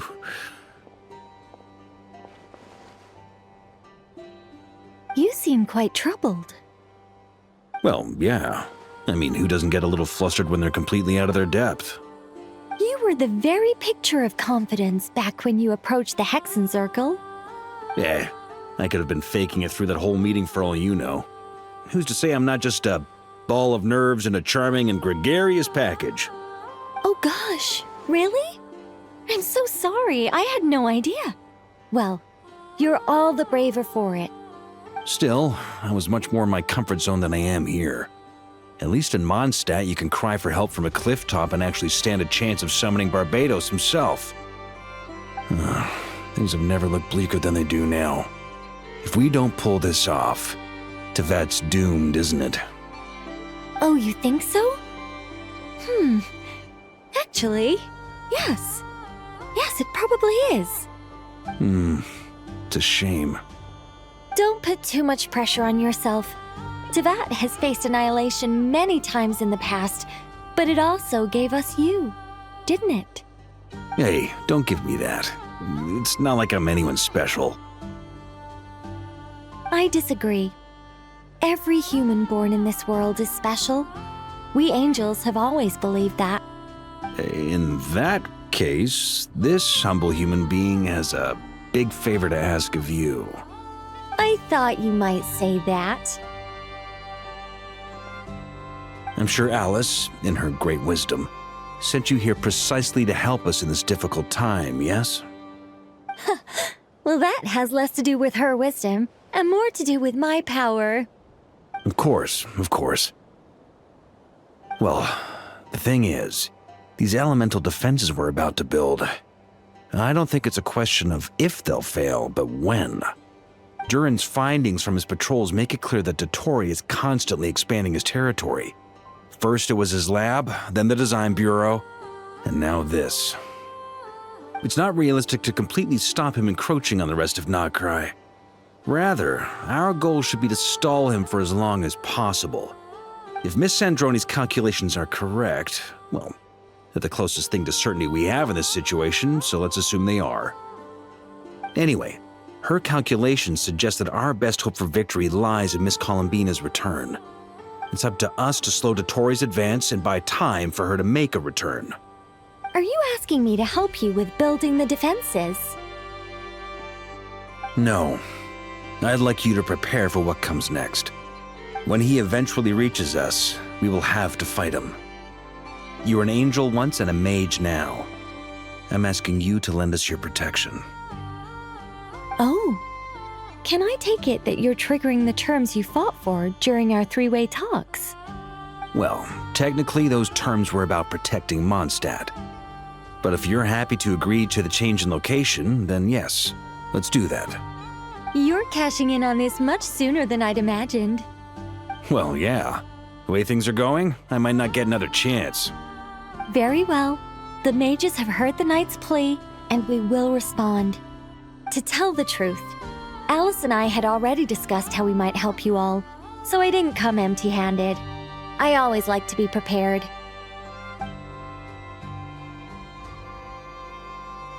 This is... wow. Yeah. This is great. Seriously, thank you. It's been many long years since I had a chance to dazzle humanity with a little divine intervention.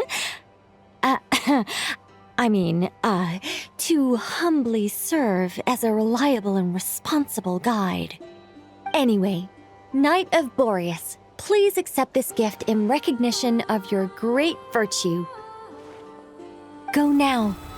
May the angel's blessing deliver you safely to your destination.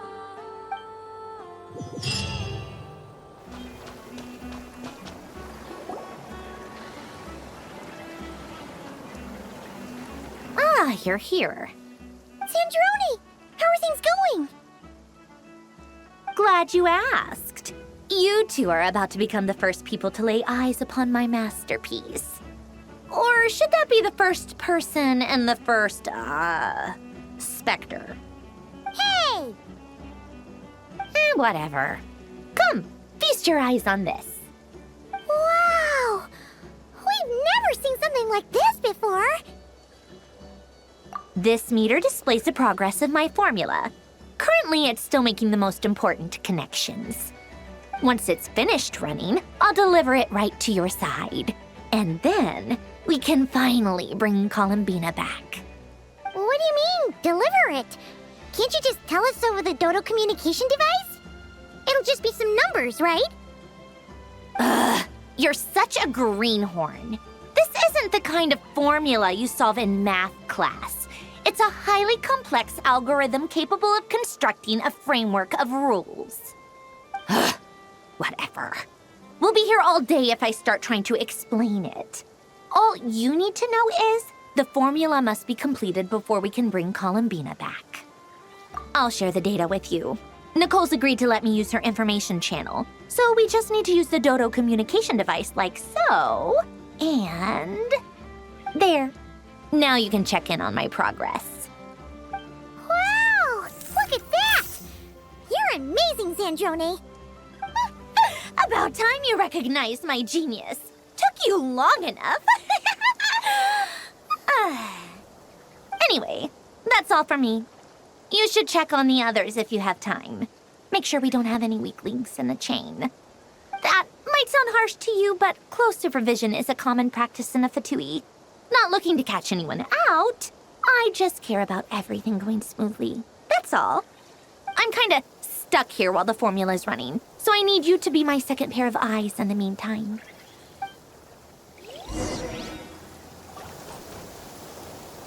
Thankfully, Miss Nicole has come to our aid. Nasha Town is now looking very well defended. Golden Flame.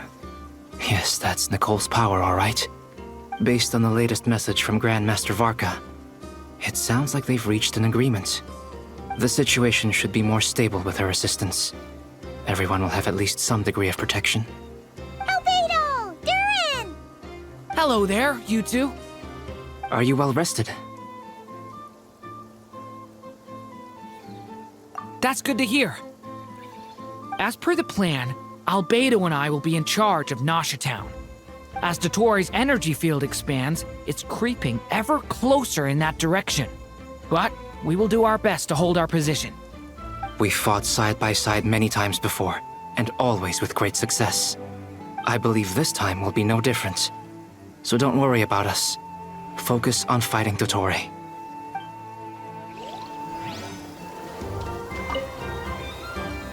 Traveler, Paimon, a pleasure to see you both. Flans! How's everything coming along? Fairly well, if I do say so myself. Personally, I am ready to confront Dottore head-on. Ooh, you sound much more serious than usual. To be honest, I am not usually fond of exercising my full strength. For one thing, it's hardly conducive to maintaining a low profile. Besides, I believe one should have the right to choose when to show their hand. I am conserving my strength until the moment of battle is upon us. Anything to boost our chances of victory. Seeing you get into the zone like this really puts Paimon at ease. Huh, Traveler? I consider it an honor to have your trust. Rest well. I look forward to seeing you both in your element during the battle.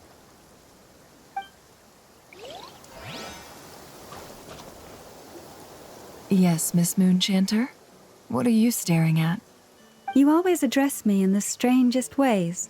Lady Moonchanter 1 minute, Miss Moonchanter the next. Yes, and? Are either of those incorrect? Not as such. It's just that I simply call you Nefer nowadays. Uh-huh. That's my name. What's your point? The point is I don't add any honorifics or titles. Meaning what? That maybe we're on friendlier terms now than we used to be. Is that how you see it? And I thought I was the one with eye damage. Never! Wilma! Paimon, Traveler. Just swinging by to check in on you. How are things going? Did you manage to get some rest? Don't worry about me. I won't slow us down. And I give my all to ensure our victory. Ah, yes. Allow me to give you two a quick checkup.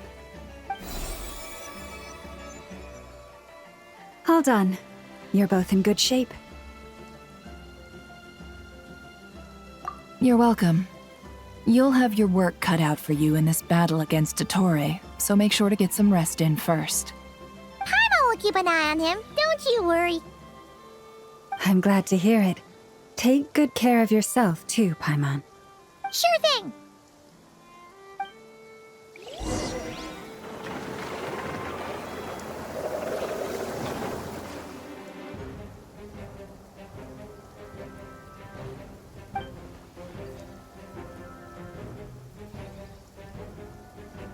Here they come. That's quite a horde. As we expected. Get ready, everyone! Take your positions and prepare to engage. Let's begin. I'm at the ready.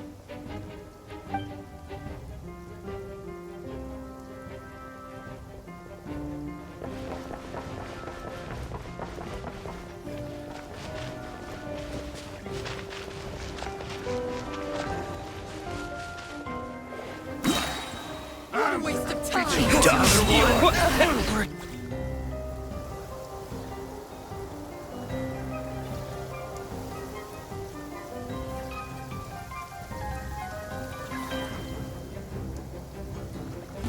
Now it's your turn. You poor lost lamb. For the everlasting forest. These creatures cannot stand against us.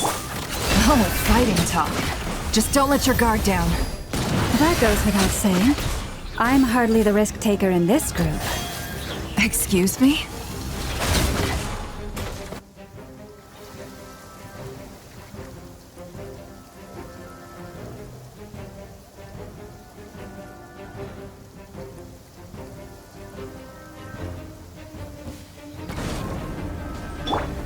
Watch out!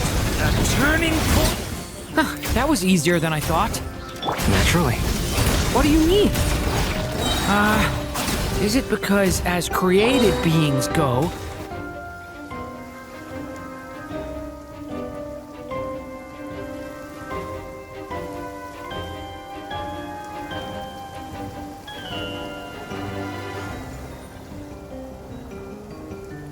People have always used fire to drive away wild beasts.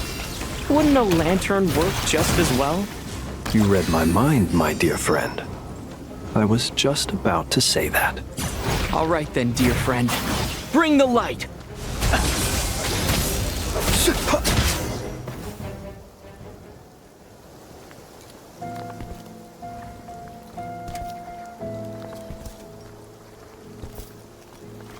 You're looking well.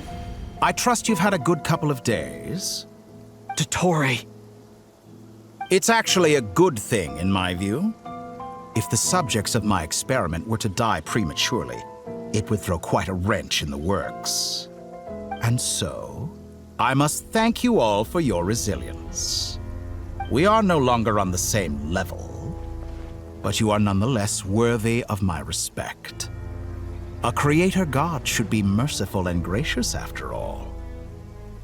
And in any case, it is only right that before I end your lives, the world is informed of the arrival of their new god.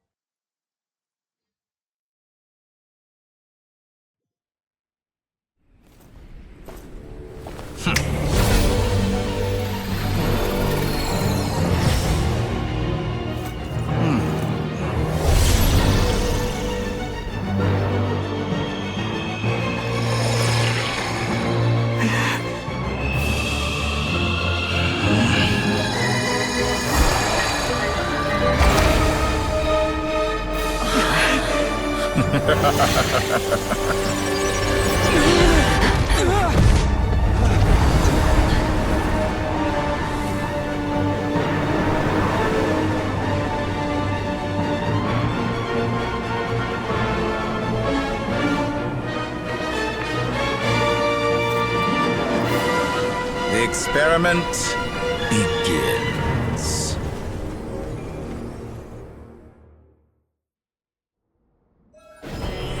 With the marrow of the 3 moons in my hand, behold the... Be silent, that's more like it. It all adds up. First, like an ant in my palm. Oh, I've been moved inside another space, and it's sealed off. Looking at the structure of it, it seems like Dottore intends to trap us here. There's no exit. Our endurance is about to be put to the test. Water jet! Receive my blessing. To next. Stay your hand. Looks like Dottore has opted for a divide and conquer strategy. But we will not allow him to triumph. Now, I shall pray for our victory. Entropy bends to me. Be Be annihilated, that which cannot stand against me. What's this supposed to be? A knockoff version of the space Columbina got trapped in? There really is no way out. We'll see about that, Dottore. My apologies. I had not intended to take your teammates. But you have a choice in the matter. Obey, and I can release them. An excellent deal, if you ask me. Won't you consider it?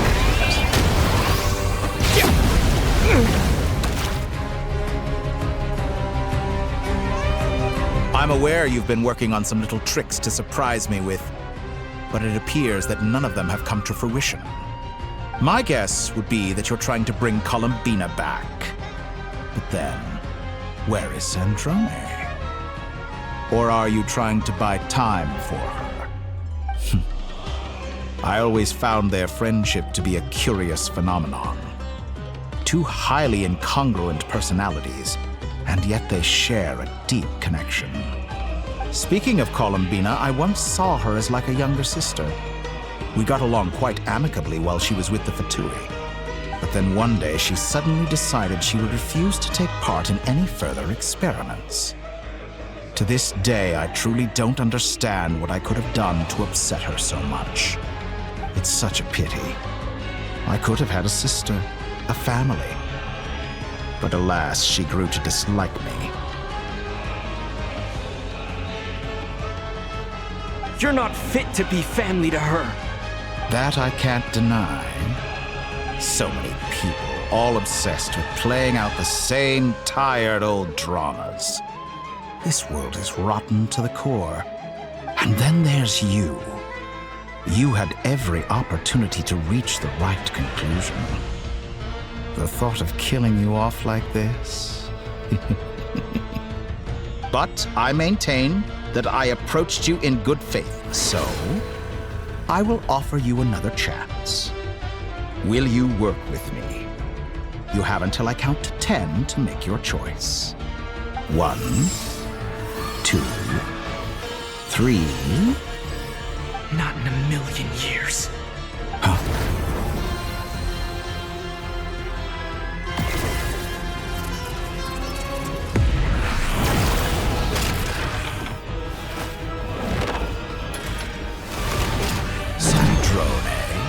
What a pleasant surprise. I didn't think you'd join us all the way up here. You're as sick and twisted as ever. Don't fool yourself into thinking anyone's grateful for the chances you're offering them. Sandrone?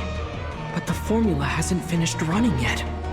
Funnily enough, I was just discussing a collaboration opportunity with the Traveler, and then I see you, who I must say is a good example of an opportunity gone to waste. Gone to waste? I said that everyone would get one chance, and you've used yours to march right back into the lion's den. So yes, it's an utterly wasted opportunity. And what makes you think I believe a word that comes out of your mouth? I was planning on disposing of your little formula after wrapping up more urgent business here. But since you've taken the trouble of serving it to me on a silver platter, I can simply bring it forward in the schedule.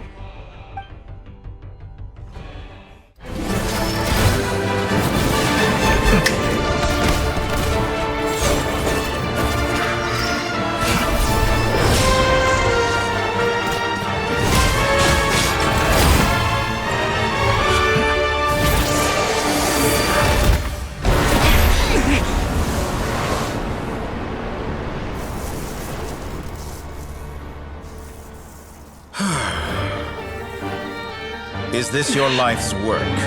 This piece of trash?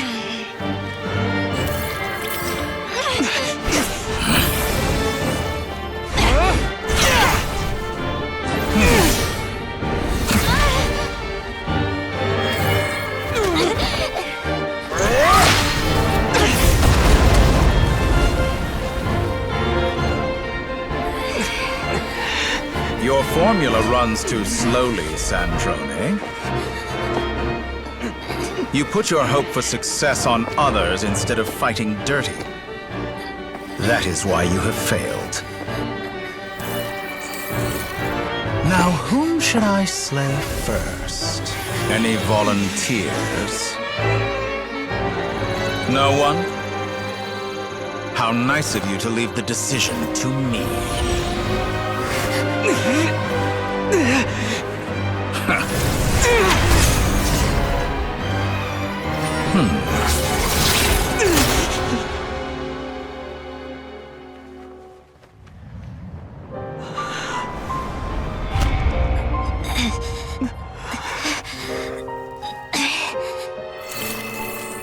Oh, how unexpected. Sandrone, any last words for me, comrade?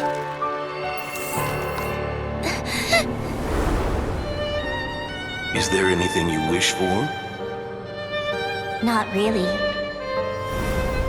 But I've always known what I don't want. Go to hell, Dottore.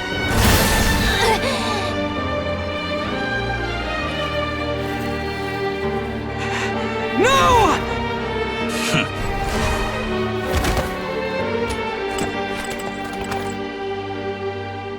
And now, you have failed.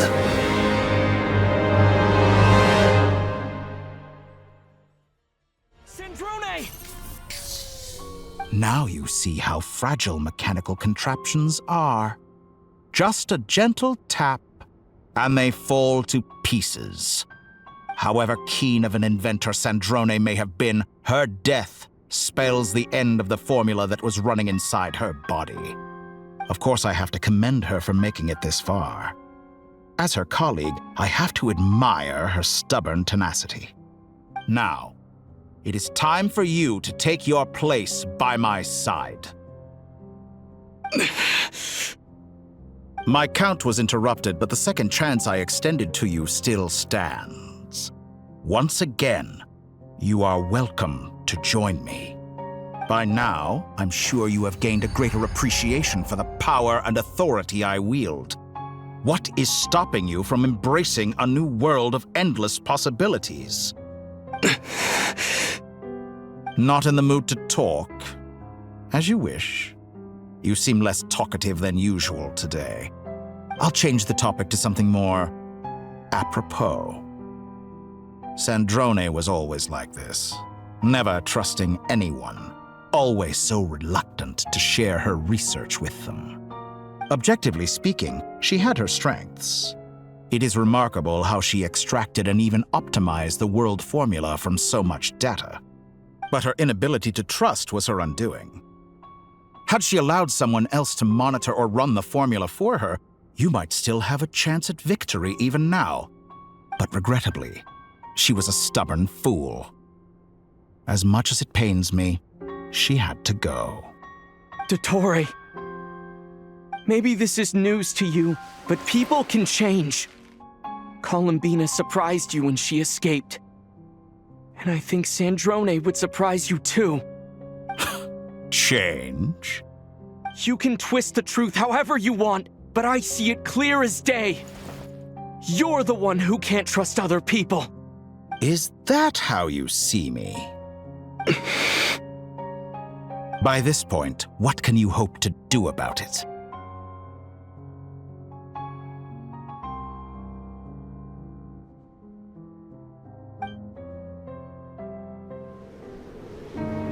It is pointless to fight on. You've already lost. Wrong. You can't win this, Dottore.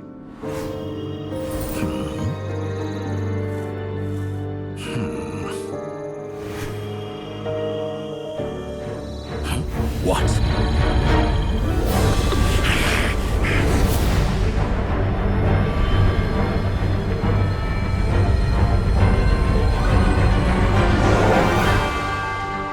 My formula can get us 90% of the way.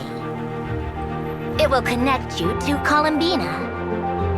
Then, I will bring the formula's output to the Traveler's side. For the last 10%, do whatever it takes. Just bring the moon down.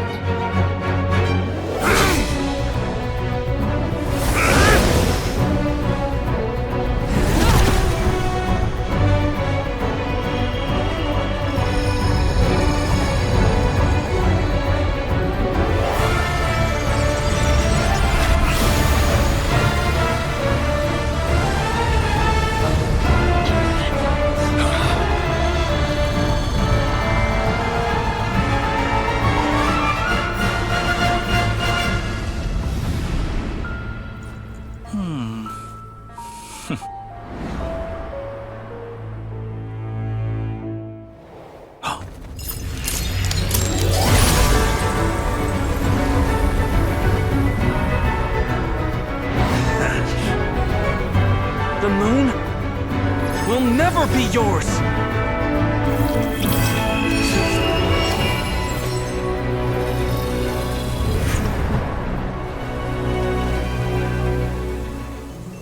I turn my body into moonlight and pour it over Krai. My soul, I leave here to inform my future friends. Lastly, I will hide the Trilune Authority within the Frost Moon. And when my body, soul, and authority are reunited, finally... Columbina!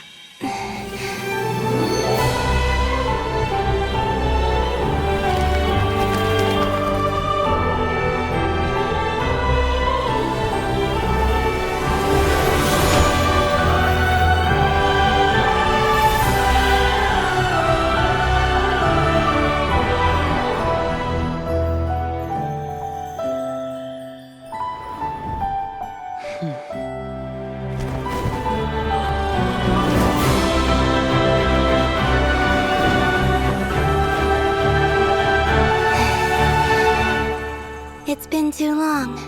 I'm back.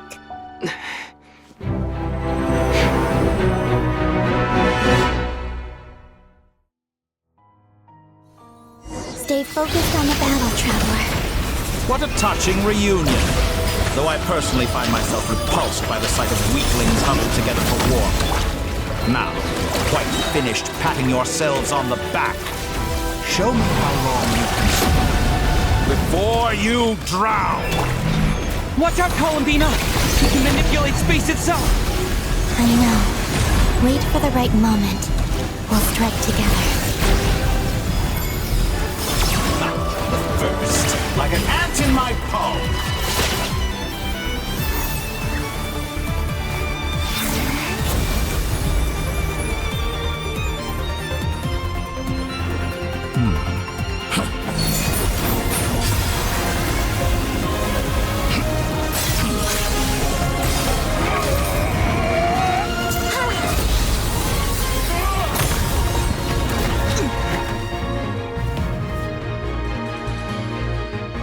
I grant you the new moon's blessing.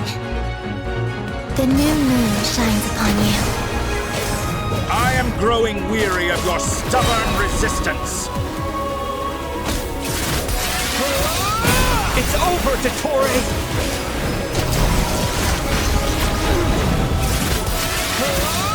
Time to pay for your... No longer must the world cower in the cold night.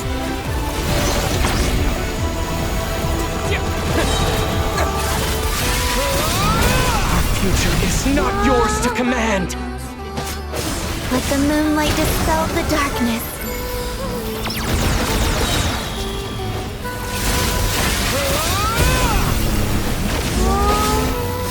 Everlasting as the moon. So close. I was so close to the new...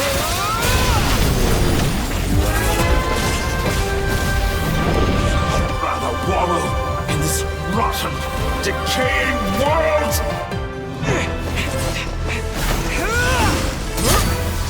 Willfully blind. How can you be so satisfied with your fate?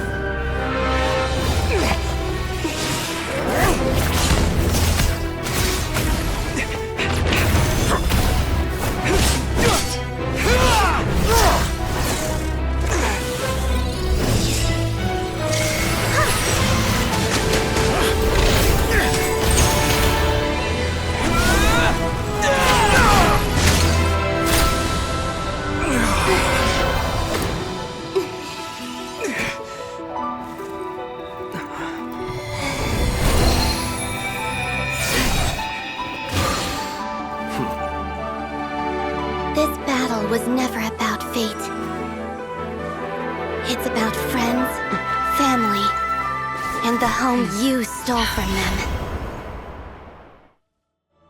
So dull. Only the weak rely on each other for comfort. You shall see. Once I transcend fate, you will be nothing but fodder for my grand experiment! That will never happen.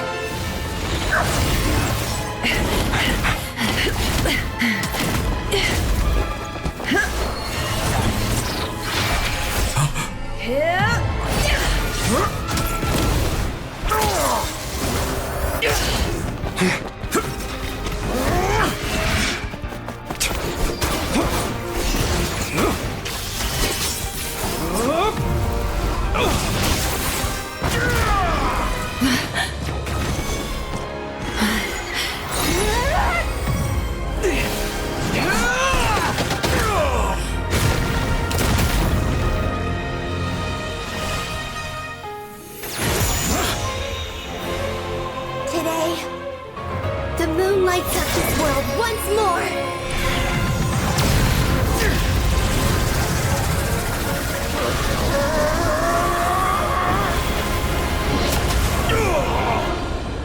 This loathsome world.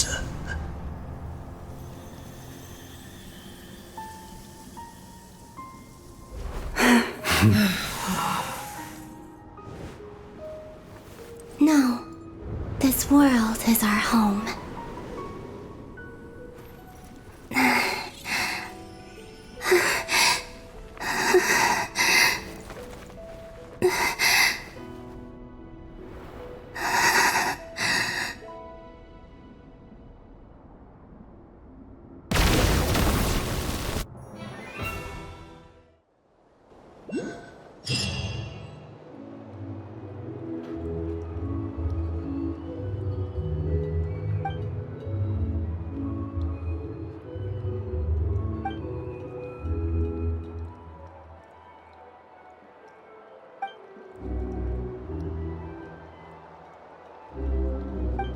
No, you're doing it wrong. The moon looks like this now. What are you trying, children? The new moon, Mom. It looks different than before, doesn't it? Also... Can I go buy a sugar sculpture today? Please? Just one? All right. I suppose today is a special day after all. Almost like a festival. Extra, extra! Get the latest Nasha Express here! Post-disaster report! Nasha Town reborn beneath a new moon! The voyage begins today! The future looks bright thanks to the League. Want a copy? I knew things would be different, but I didn't think that would include the moon. They say a new moon goddess has been born. A new moon goddess? Who's saying that? The Frost Moon Scions? I guess so. I'm not too clued up on the details. As far as I'm concerned, the moon's still in the sky and it's business as usual. Hey, since we've come all this way, shall we grab ourselves a free meal while we're here? Are you a convert now? Or are you just here for the free lunch? Oh, come on. What does it matter? After everything we've all just been through? That smells good. All right, that's it. I'm hungry. Time to eat. Come on! We gotta get there early, or there won't be any good spots left! Shh, keep it down. This is a residential area. What if people are still sleeping?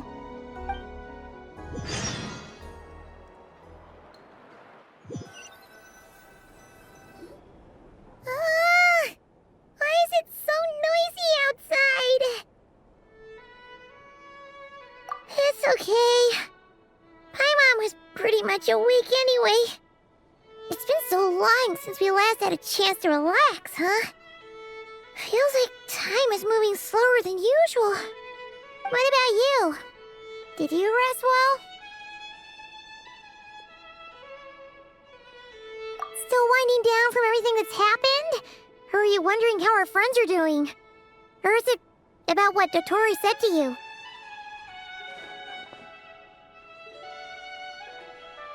Okay, if you say so. But don't push yourself, alright? Let Paimon know if you need to talk. what we just went through was a lot. It's totally normal if you need some time to get back in your groove. Luanatar disappeared after Columbina came back. Apparently, she was part of Columbina's soul or something. Still, Paimon kind of misses Luanatar somehow. But anyway, you did great. So did Paimon. We all worked our butts off to contain this disaster, and in the end, we made it. So, chin up, Traveler. You should be proud of yourself.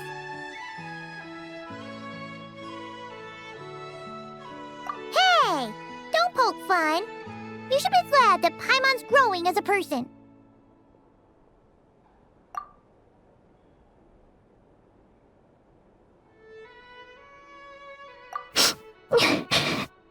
Paimon didn't think you'd mention it.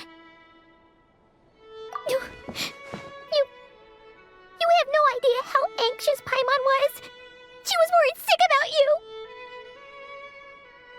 Well, if you really want to show Paimon you're sorry, you're gonna need to make it up to her. You better be ready to splash out on a lavish meal.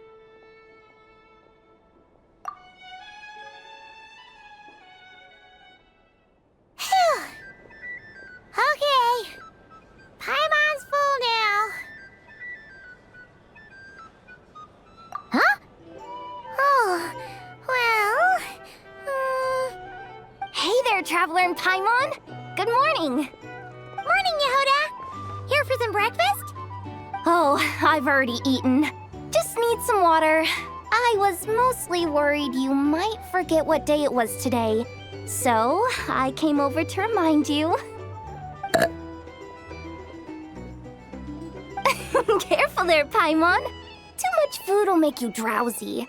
Don't let anyone catch you hiding at the back and nodding off during the League meeting. You should probably be saying that to Aino. She's the baby of the group, if anyone. True. You know, I'm surprised that all these competing groups are actually coming together to try to solve things together. Definitely a first for Nod Krai. Well, nothing like a region-wide calamity to bring people together. After that, surely even the most self-interested people have to realize that going it alone isn't worth the risk, right? Try telling Boss Neff that. She's not exactly convinced that people are gonna get with the program. Really? But if she's so pessimistic about it, why'd she agree to be the Curatorium's representative in the League? Probably 'cause even though Unity sounds like a pretty far-fetched idea, the benefits it would bring make it worth a shot. I think things will work out, though. I swear, Nod Krai feels like one big family now with everything that's happened. More than it used to, anyway. Paimon's with you on that one. And it seems like plenty of other people agree, too. Just listen to the bustling streets. All right. Everyone's been rebuilding these last 2 weeks, and the evacuees have been coming back in droves. Life's slowly returning back to normal. Which means my workload's probably gonna shoot back up. Were you about to head out? There's still some time before the ceremony begins, you know. Yeah, we were gonna take a stroll around the square and say hi to some friends first. Sounds good. See you later then. Please accept today's boon. Have a nice day. Are Paimon's eyes deceiving her? Or is that Inefa handing out food for the Frost Moon Scions? Hello there. Would you like a feast of the moon along with some snacks of the day? So, what's new, Inefa? It was only a few days ago when we last saw you, but it looks like you've joined the Frost Moon Scions in that time. And Aino too? What are you talking about, Paimon? We're just here to help. Duh. In the wake of the disaster, it's all hands on deck. We responded to Lama's request for support. At times like these, the smallest good deed can inspire others and help them through the hard days ahead. And we're using eggs and heating tubes to make that a reality. In true Kromkake crab shop style! Enough! Did you hear that? The Traveler said I did good. The Traveler! That's because it's true, I know. Proposal. If you can resist eating today's dessert, I will provide you with compliments, too. No way! Well, that proposal got shot down quickly. I need something to get me through the hard times too, you know. Mom! Yes, dear. Go right ahead. Excuse me. Could I take a photo with the robot lady? She helped us get safely out of Krai, and she helped us get back home too. She's the best. Of course she is! And since I'm the whiz kid who built her, that makes me even better than best, right? But you stole my snacks, though. Oops. Shall we move to the open space near the center? The view there is better. Thank you! Aren't you the better pick for this job, Flint? You underestimate yourself yet again, Master Ilua. Not at all. I rarely come by Nasha Town. I don't know any of the big shots here. All in good time. Socializing is a step-by-step journey. But you're much further ahead on that road, aren't you? You're not seeing the full picture. You know the truth now. My friends do not understand my habits. There is no question about it. The Lightkeepers need a representative in the League. Someone who is upright, cares about other people, and can realize their self-worth through group action. You say it like you wouldn't make the cut. I am most flattered that you think I would. Sigh a little less, Master Ilua, and have more faith in yourself. All the Lightkeepers agree that you're a very promising young man. That is precisely why Starshin and Nikita felt safe delegating such important work to you. I'm sure we all also agree that we would sooner die of dehydration than manage to wrangle anything out of you in a discussion. My apologies. I am not in the habit of bringing water with me when I go out. Whatever. I'll take the job. By the way, who else is part of this? Oh, it's quite the who's who of Krai. There's the Moon Chanter of the Frostmoon Scions, the boss of the Curatorium of Secrets, a representative of the Voynich Guild, and even someone from the adorable Kromkake craft shop. I'm sure you will find speaking with them to be a genuine pleasure. If you say so. I've never done this work before, so I'm honestly a little scared of making mistakes. But I'll do it. Not only is it our duty as Lightkeepers, but because I want to make Krai a more welcoming place. An admirable attitude to take. The beacons are lit, Ilua. We're but one step away from breaking through the blizzard. We have the chance to band together and build our shared homeland into an Elysium. This is unprecedented for Krai. An opportunity not to be missed. Yeah. You're right. I'll do my best. Quite a few familiar faces have arrived. Let's go, shall we?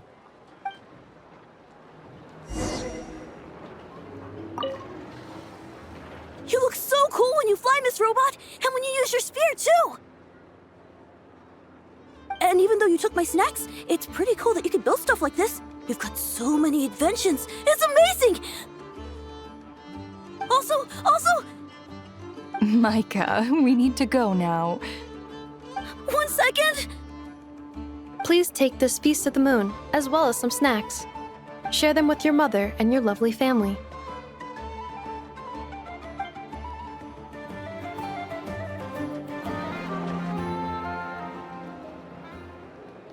Wow! Everyone's here! You seem well rested. I know no one's asked, but I'm sure you all want to know, so let me just say, we're doing great. Thanks. Well, great, but not perfect. Starting to lose my mind from boredom. Can't drink a drop of alcohol while I'm waiting for my wounds to heal. I'm sure you had a sneaky swig or two. Wait, how'd you find out? I'm sure you must be missing Mondstadt after all these years away, Grandmaster. Yeah, you could say that again. Every time I get news from Mondstadt, it makes me want to go back and see the place for myself. Honestly, once things are wrapped up here, I think it'll be time to head back home. Hey, looks like someone's taking the stage. Can everyone see okay? Anyone need a boost? I'll just listen from the back. It's fine. You're taking this pretty seriously, huh, Durin? Well, it's not every day that I get the chance to see how people speak in official settings. Soak it up like a sponge. I'll make sure you get a chance to practice for yourself later down the line. Actually, I know just the thing. You can debrief the Knights of Favonius for me.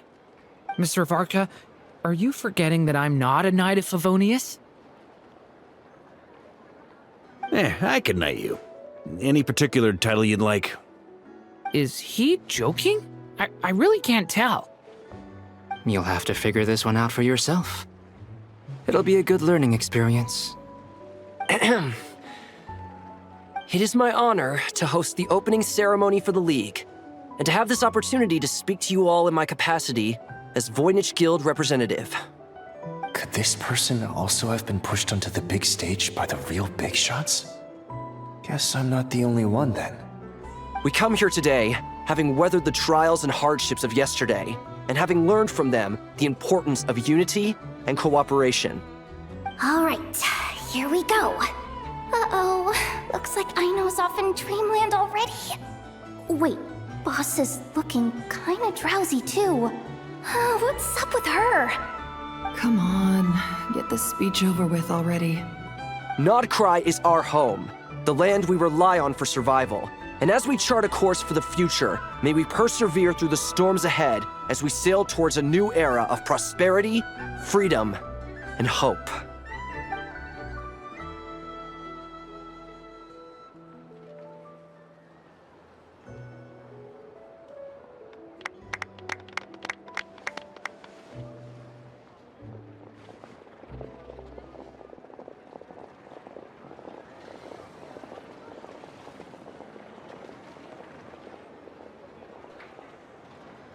Looks like we'll have more opportunities to visit each other going forward.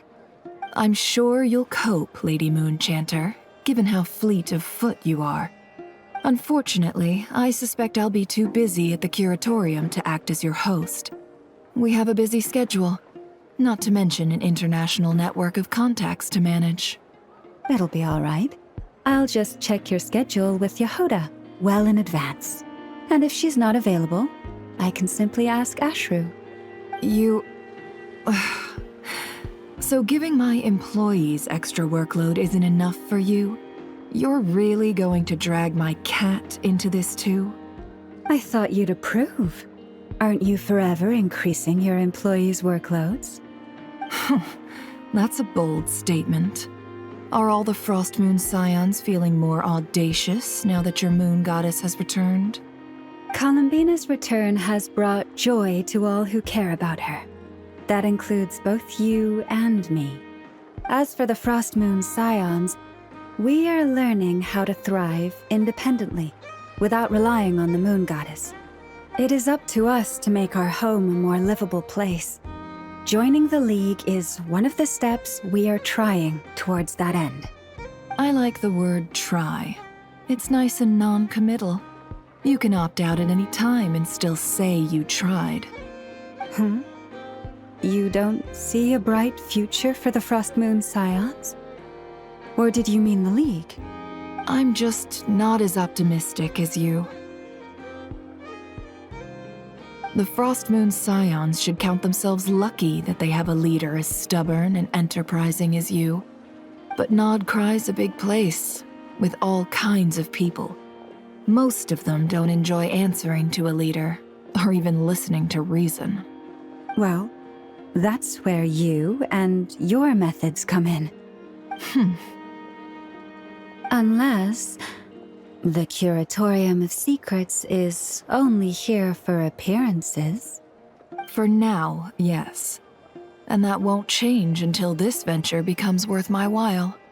What would make it worth your while? Getting out more than I put in. Right now, I'd barely break even, but I'll grant that it's a good start for Krai. Then maybe it's worth a try. All right, you can stop now. Or do I have to join the Frostmoon Scions before you'll get off my back? You'd be very welcome to join us. Hey, you two! Congrats on all your hard work! What are you chatting about? Nefer was trying to dissuade me from adding to her employees' workload. Also, she's considering joining the Frostmoon Scions. Sorry, what? Your conversations are always the most interesting. Would you two care to join me for some tea before heading to your next destination?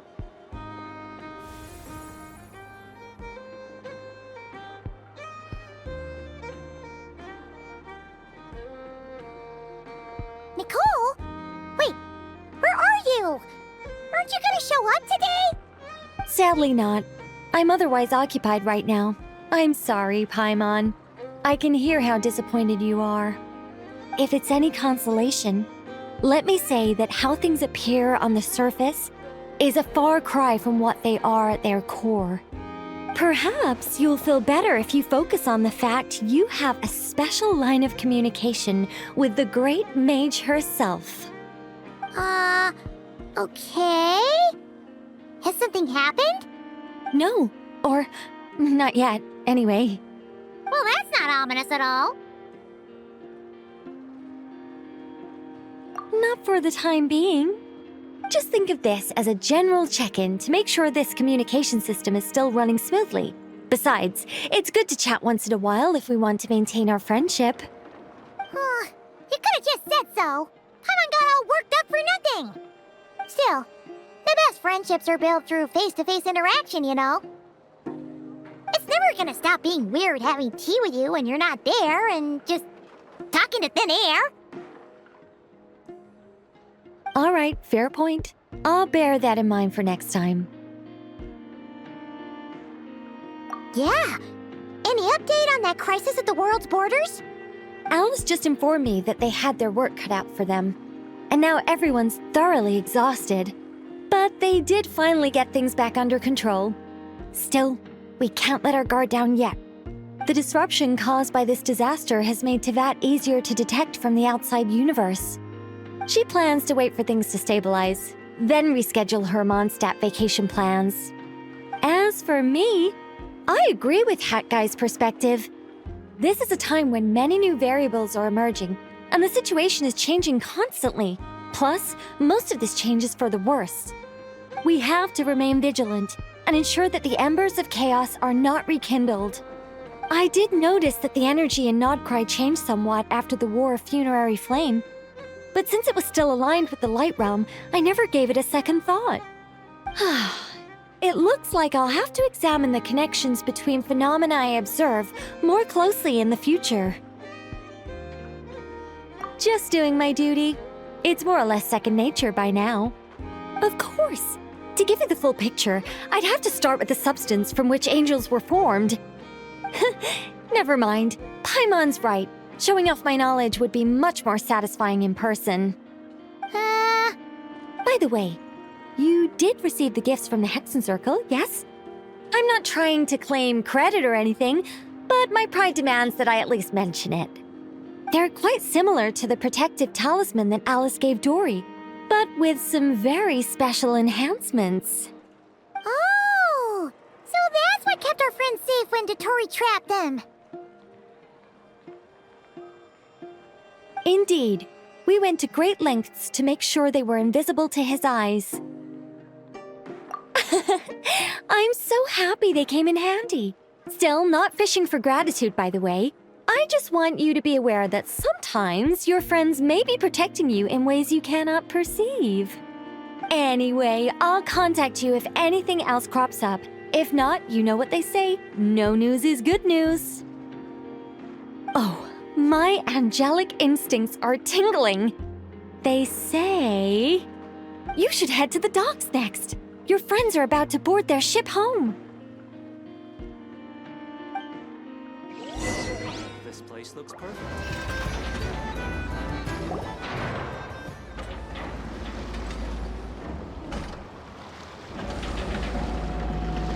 You're here.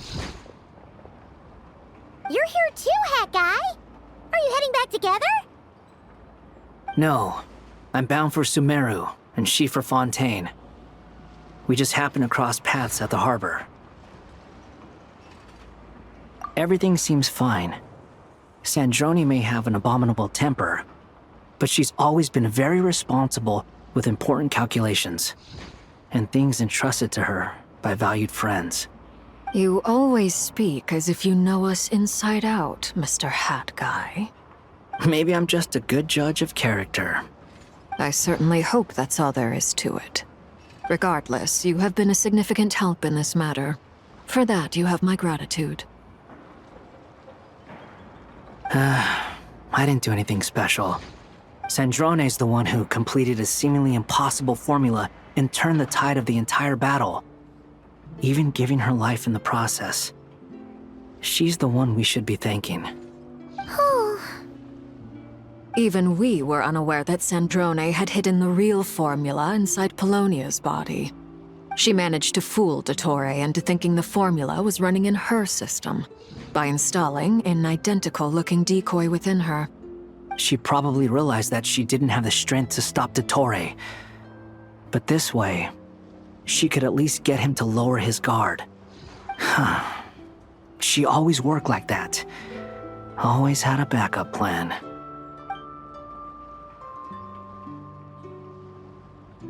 Well, that's why I'm traveling to Fontaine. She made a request of me long ago, and the time has come to fulfill it. Think of it as her will. She said that should she ever fail in a mission, she'd like me to deliver her core and Polonia's to the Fontaine Research Institute. She also mentioned that she had made arrangements for people there to set her affairs in order. Some of her personal effects, such as her notes, were left to me. I've decided to take them back to the House of the Hearth, for safekeeping primarily, but also as mementos, I suppose. However, there is one book among them that I'd like to leave in your care. I'll have someone deliver it to your residence at the flagship at a later date. No, I was specifically warned not to tell her. This is her last wish, and I will abide by it. I can only hope so, but none of us here can know for certain. I bade farewell to Columbina earlier today. As promised, she turned the iridescent moon's marrow over to me. She spent a long time with Sandrone's body, saying her goodbyes. Oh, is she alright? Sandrone's passing has left a great wound in all of our hearts. It will take time to heal, but Columbina surprised me. She offered me some words of comfort before I departed. Despite being grief-stricken herself, she showed an awareness of the feelings of others around her. She never used to act like this. Clearly, she has grown. And I suspect that we have you to thank for much of the change we are seeing in her. Huh. After these recent events, the Tsaritsa has revoked the Pale Star Edict. Snezhnaya now realizes that the arrest warrant for Columbina was just a ploy by Dottore, who coveted her powers. I shall return to Krai to see her as soon as I find the time. I hope that from now on, she too will explore more of the world. Columbina Hyposelenia's journey is only beginning. My ship is here. Traveler, Paimon, we shall meet again. You too, Hat Guy. What are you still bumming around for? Isn't Columbina waiting for you? I thought today was the day you'd agreed with her to go find out the truth about your sibling. You're afraid you won't like the truth when you see it. Well, this is new. I was starting to think that nothing could scare you. Don't say that! Wouldn't you be if you were in this situation? Fair point. But I'd say I have more experience facing up to unpleasant truths than the Traveler. They say blood's thicker than water. I know how much you need your family back. More than you need any of your friends. And I'm sure that all your real friends understand that too. No matter what the truth turns out to be, they will stick by you and support you, whatever decision you make. Finding the truth is important. But more important still is what you choose to do once you've found it. At least, that's the life lesson I've learned from my experience, grappling with the truth. What? Now that Dottoro's dead and gone? A little, I guess. But it hasn't solved everything. Maybe I regret not getting to end his life with my own hands. Or maybe it's something else. But for whatever reason, I still feel like I have a chip on my shoulder. Either way, I'm going back to Sumeru. Lesser Lord Kusanali is gonna need help dealing with all the chaos Dottori left in his wake.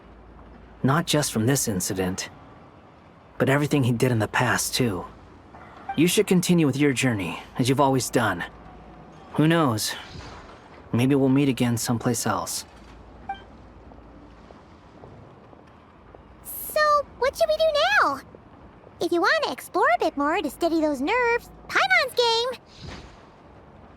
After all, when Columbina said she knew where your ship was hidden, Paimon promised to give you two some alone time with the truth.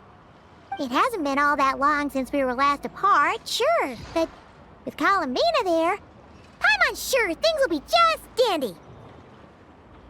Ain't no biggie. Paimon might be all about that food and fun, but she knows how to do right by people. Paimon's sure you'd prefer to digest the news about your sister in peace. But, no matter what you see, just know you can share it with Paimon. Of course, as long as it's not super private. If you can't make sense of something, let's give it some thought together. And even if we both can't figure it out, Paimon can at least treat you to a nice meal. Glad to hear it. Feel better now? Alrighty. Next up, time to meet with Columbina.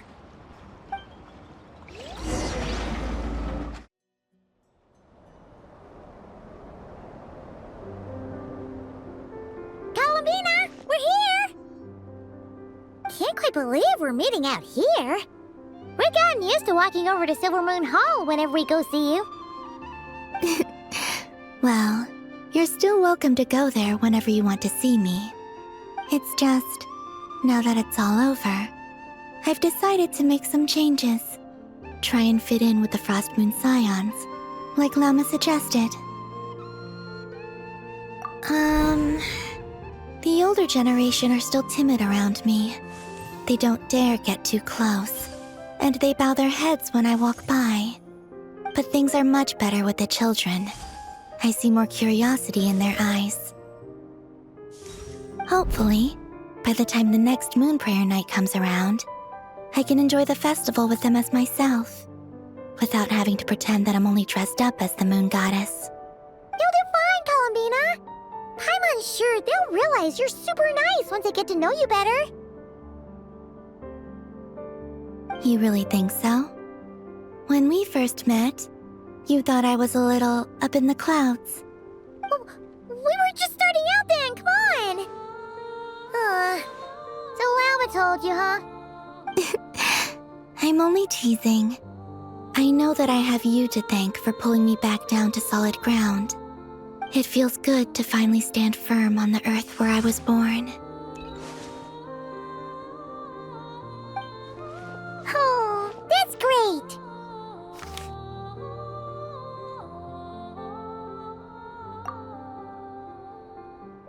Thank you. I'll make sure not to lose it this time. Well then, are you ready?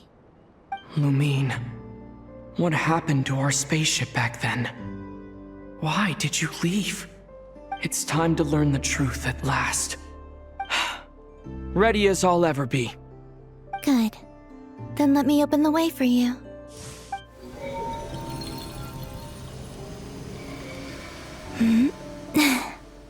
Where does this lead? To our shared destination. Huh? Do you remember me telling you about my missing prologue back when we just met? I said that my story began on the moon. But while I was inside the moon's reflection, I realized that my prologue was really hidden in the future. I just had yet to discover it at that point. The story of the time before I was born was in fact the story of my distant future. It's truly fascinating. But when I obtained the Trilunar Authority and returned to our present reality, I sensed something I hadn't expected. Your prologue. So you mean... Yes, your spaceship. All this time, it has been hidden on the Frost Moon, which lay beyond the sky. The great ruler of the firmament. The heavenly principles. Wait, them? Why would they do that? I don't know. Perhaps your ship contains something that is incompatible with Teyvat. Or something that cannot be known. Oh, did I pick a bad time to say this? I know it must have been hard to work up the courage to do this. Maybe I should have waited until you were on the moon, with no chance to back out. That would have been kind of mean, you know.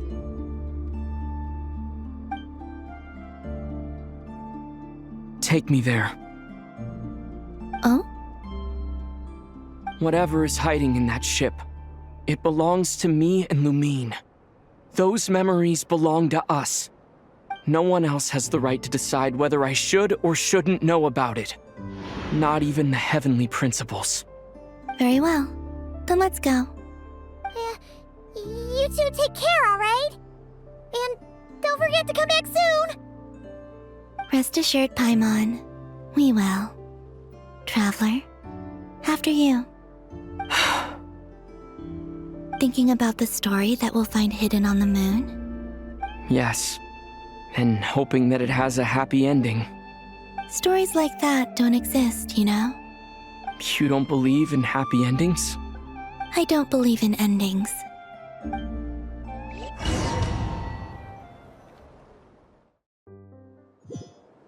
Where am I? This is the pathway I built between Teyvat and the Frost Moon. The moon is very far away from us, so it could be a long journey. After I obtained the Trilunar Authority, I unwittingly saw past events from many of my friends' lives. One was Lauma. She was so young when they chose her to be the Moon Chanter. From then on, the Frost Moon Scions looked to her to bring messages from their goddess. But, for better or worse, I had left Hisi Island before she was ever born. It was not until much, much later that she met me. I think it's for the best. Because of the way things turned out, you had the opportunity to become friends. You're right. In that sense, I think we were both very lucky.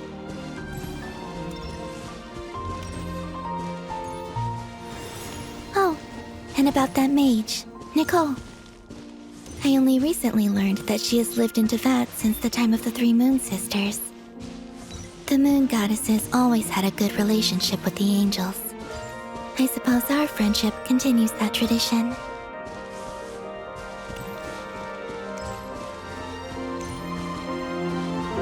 And then, there's Zandrone. I never knew that much about her, beyond the fact that she was created by someone called the Lord Artificer. She, too, suffered for a long time before joining the Fatui.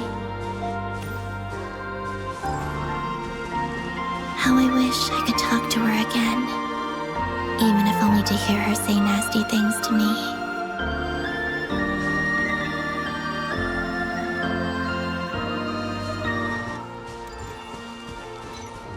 Also, I saw your sibling's story. I'm afraid I didn't see much. It seems that she rarely came to the surface, where the moonlight shines. But I did notice that back when you first set out on your journey, she would often appear nearby, gazing at you from afar with a guilty look in her eyes. Lumine. Let us speak no more of the past. I probably shouldn't reveal so much about my friends. It's not my place. Let the moonlight carry us forth. We are very close now. After this, I'd like to bring some kuhenki to the moon as well. If they're willing, of course. What about your other friends? Will you bring them to visit too? Certainly. But I'll need to tidy the place up first.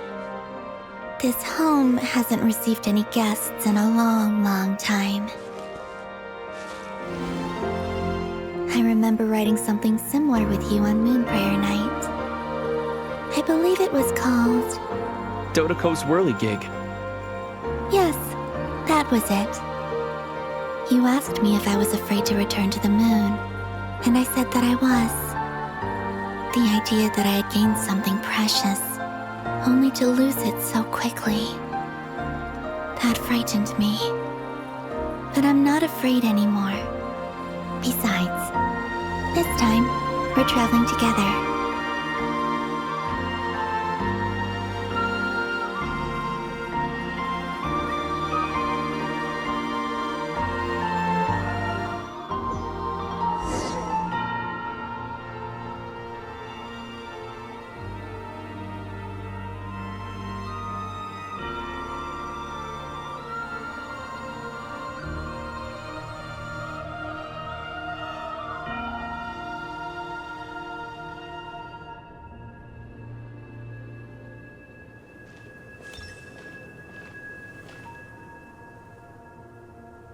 We're here.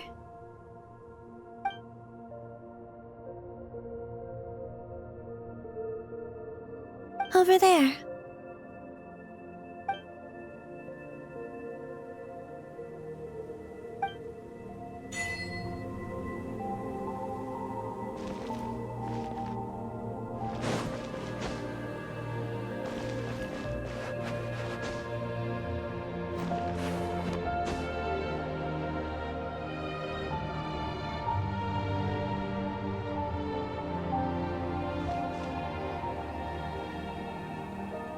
Our spaceship.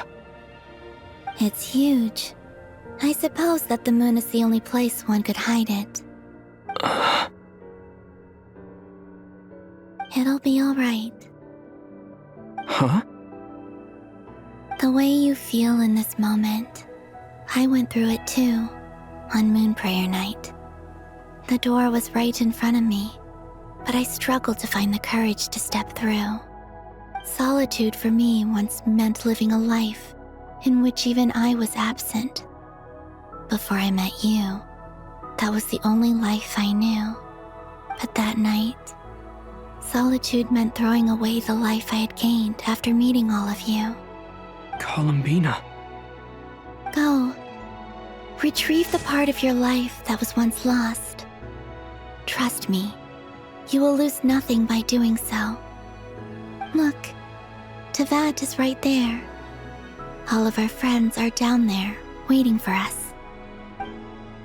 You're right. Thanks, Columbina.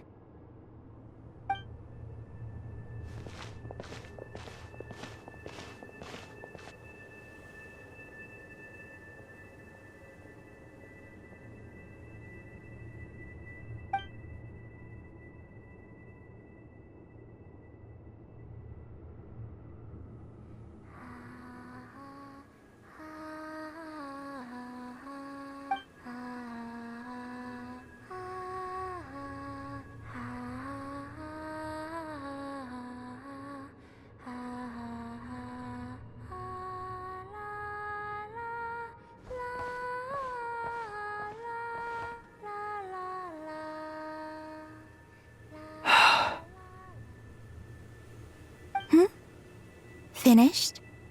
Yeah. Why did you take your eye mask off? Well, since my return, I've decided to take more opportunities to see the world with my own eyes. Besides, I've always wondered how Tevat looks from the moon. And what do you think? It's beautiful. I could spend a whole day here just gazing at it. What about you? What do you think of the truth you found? I haven't looked at another person's expression in a long time, but I think yours is saying it was neither good nor bad. Keep this up, and it won't be long before you give Nefer a run for her money. Oh, I don't think that's going to happen. I'm much more used to sensing what's going on around me with Kuvaki. I think I'll save my eyes for seeing special moments I really want to remember. I read the spaceship's flight logs. I always assumed that this was my first time in Tevat. I thought that Lumine and I must have been hibernating in space for centuries on end. But the logs show that our spaceship flew over the skies of Tevat once before. A long, long time ago. Flew over? So you didn't land? No, the ship barely came to a stop before flying on again. After that, it continued traveling through space for a long time. Some of the data is corrupted, but I suspect that it kept flying for thousands of years. It was only after that that the ship made a forced landing in Krai.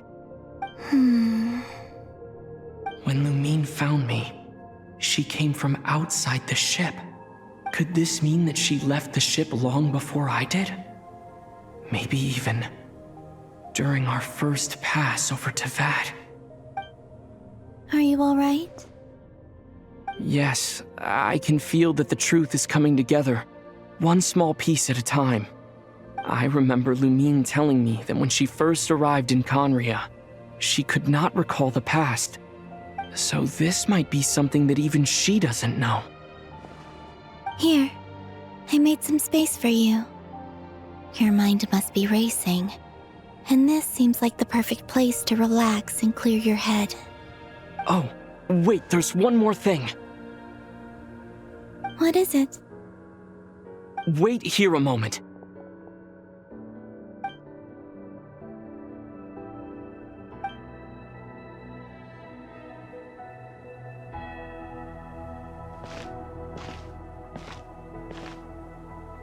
Hey, Columbina.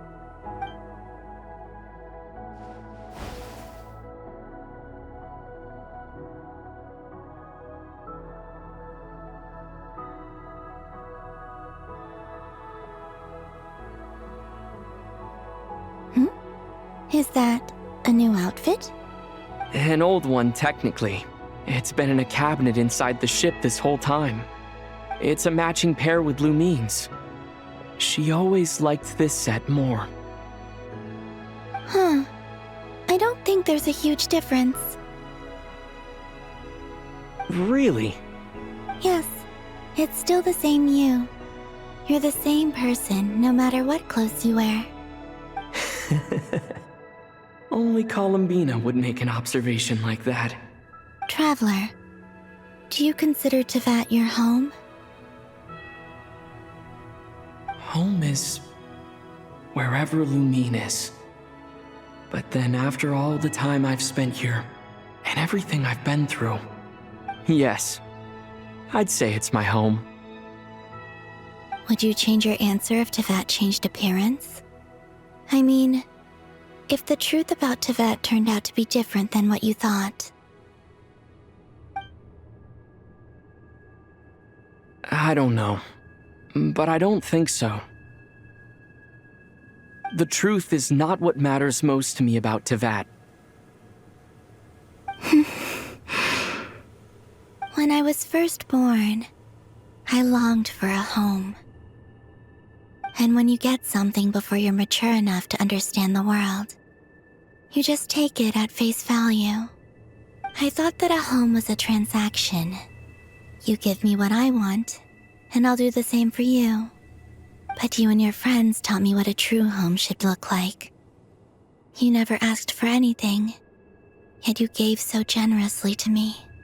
That's because your friendship matters to us. It was worth it. In the past, I thought that my birth in Krai must have been a mistake. But after journeying to the distant past where the story began, I realized that it was I who chose Krai to be my future home. Now, I am glad that I made that choice. I'm sure your friends are just as glad. In fact, I intend to make the same choice today as I did back then. What do you mean?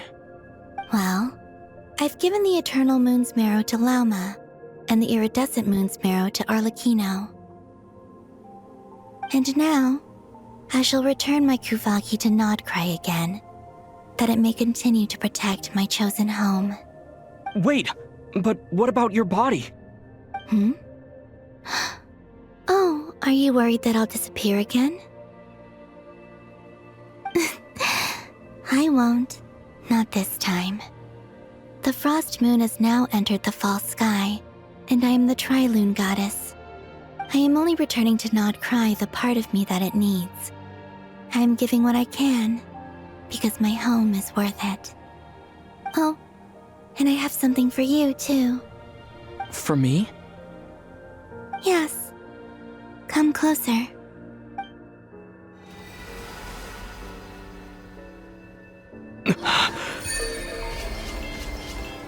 What was that? I lifted some of the restrictions this world placed on you. I trust this will help in your future adventures. My power. It feels like it's grown. I can use the elements more freely now. Thank you. This will be a great help. You're welcome. I see you as family, and after everything you've done for me, In fact, no. It's not because I owe you. It's because you're worth it. Here, this flower is for you.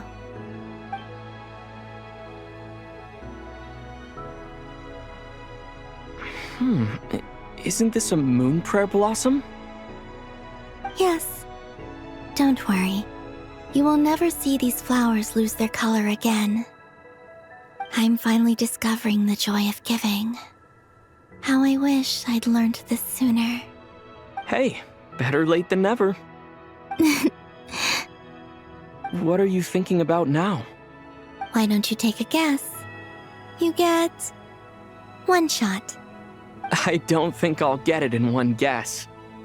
But I'm sure it's a happy thought. That's kind of a sneaky answer. I can't say you got it wrong. Down into that, the moon seems so far away.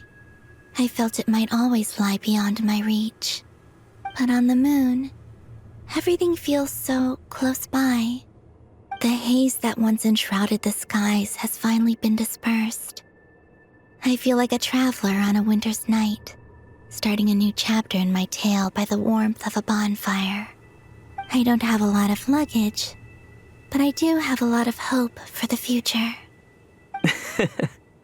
Well, what's next? Next? To start with, I want to stay here just a little longer. After that, let's return home and continue our journey.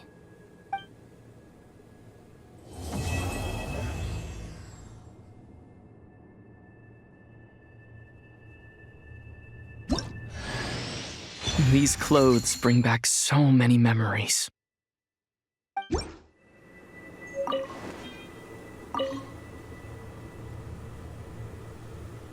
The journey goes on, for you and for me. Like I said, this is not the end. I don't believe there has to be an ending. Oh, is that your next destination? Most people would probably tell you to pack some warm clothes, But I experience things differently than most people, so I can't know how cold it is. In fact, it is home to quite a wondrous heat source. I think they call it Kreshnik's torch. Every city in Snezhnaya is built around one of those. I sensed the energy it gave off as I was passing by on a railway train. It felt grand and distant. I also recommend the Korolievsky troupe in Snezhnograd. They give performances quite regularly, and entry was free for harbingers. I liked them a lot.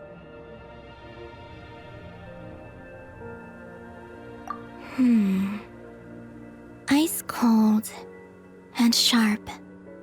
Crystal clear in some ways, yet profoundly unfathomable in others.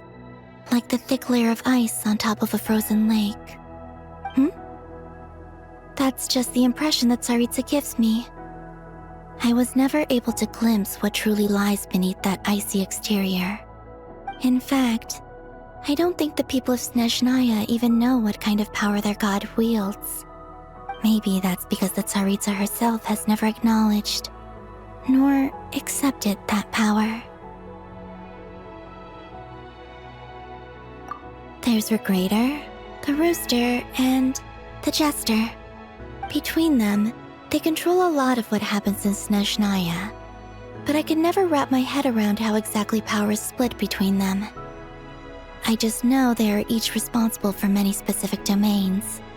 I noticed that the Rooster and Regrator often appear to get along on the surface, while working against each other in secret. And theirs is not a friendly rivalry. But I wasn't particularly interested, so I tended to keep my distance. Now that I think about it, the term Mistelton often seemed to come up in connection with Project Stuja. Once things settle down in Krai, I'd like to explore the world beyond Snezhnaya. You've told me so many stories about the other places you've been to, and all the friends you've made there. I'm curious to visit those nations and see them for myself. It would also help me learn more about the journey that has made you into the person you are today. Okay. As you continue on your journey, don't forget to gaze up at the moon once in a while. It is, after all, no longer an illusion. It shall cast down its true moonlight, connecting us in truth.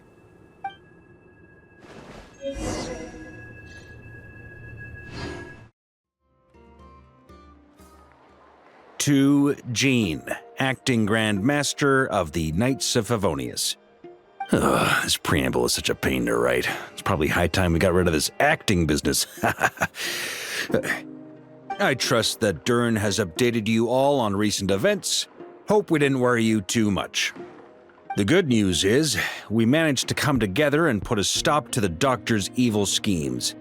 With that, I think it's safe to say that Krai is finally out of the woods. As for the Fatui, not counting the Damselette, aka the Moon Goddess, who has left their organization, we found ourselves allied in this instance with both the Knave and Marionette. May she rest in peace. As ever, we find ourselves better off for making friends rather than enemies. But until we can ascertain the Tsaritsa's true intentions, the future remains uncertain. In a short while... Wait... How am I meant to surprise everyone if I tell them in the letter that I'm heading home? Well, that'll be a huge waste. Okay, got it. I will begin sending the expeditionary team back home in waves. I'm sure they'll be able to answer any questions you still have. I hope they won't gloss over the details of my many heroic deeds. But if they do, I'm sure it'll be because they're just too exhausted from the long journey. I think of Mondstadt daily. Please give everyone my best regards. P.S. The honorary knight went above and beyond this time. Are there any other honors we can give him? I'll leave it with you. P.P.S. Please be extra nice to Klee for the foreseeable future. I cashed in on the last favor that the Hexen Circle owed us, so we need to earn some more goodwill. If there's any serious problems, feel free to stick me in solitary confinement when I get back. I'll do the time for her. Whew. And that, as they say, is all she wrote. End of an era. And with the moon shining down brighter than ever, I think everyone is going to sleep well tonight.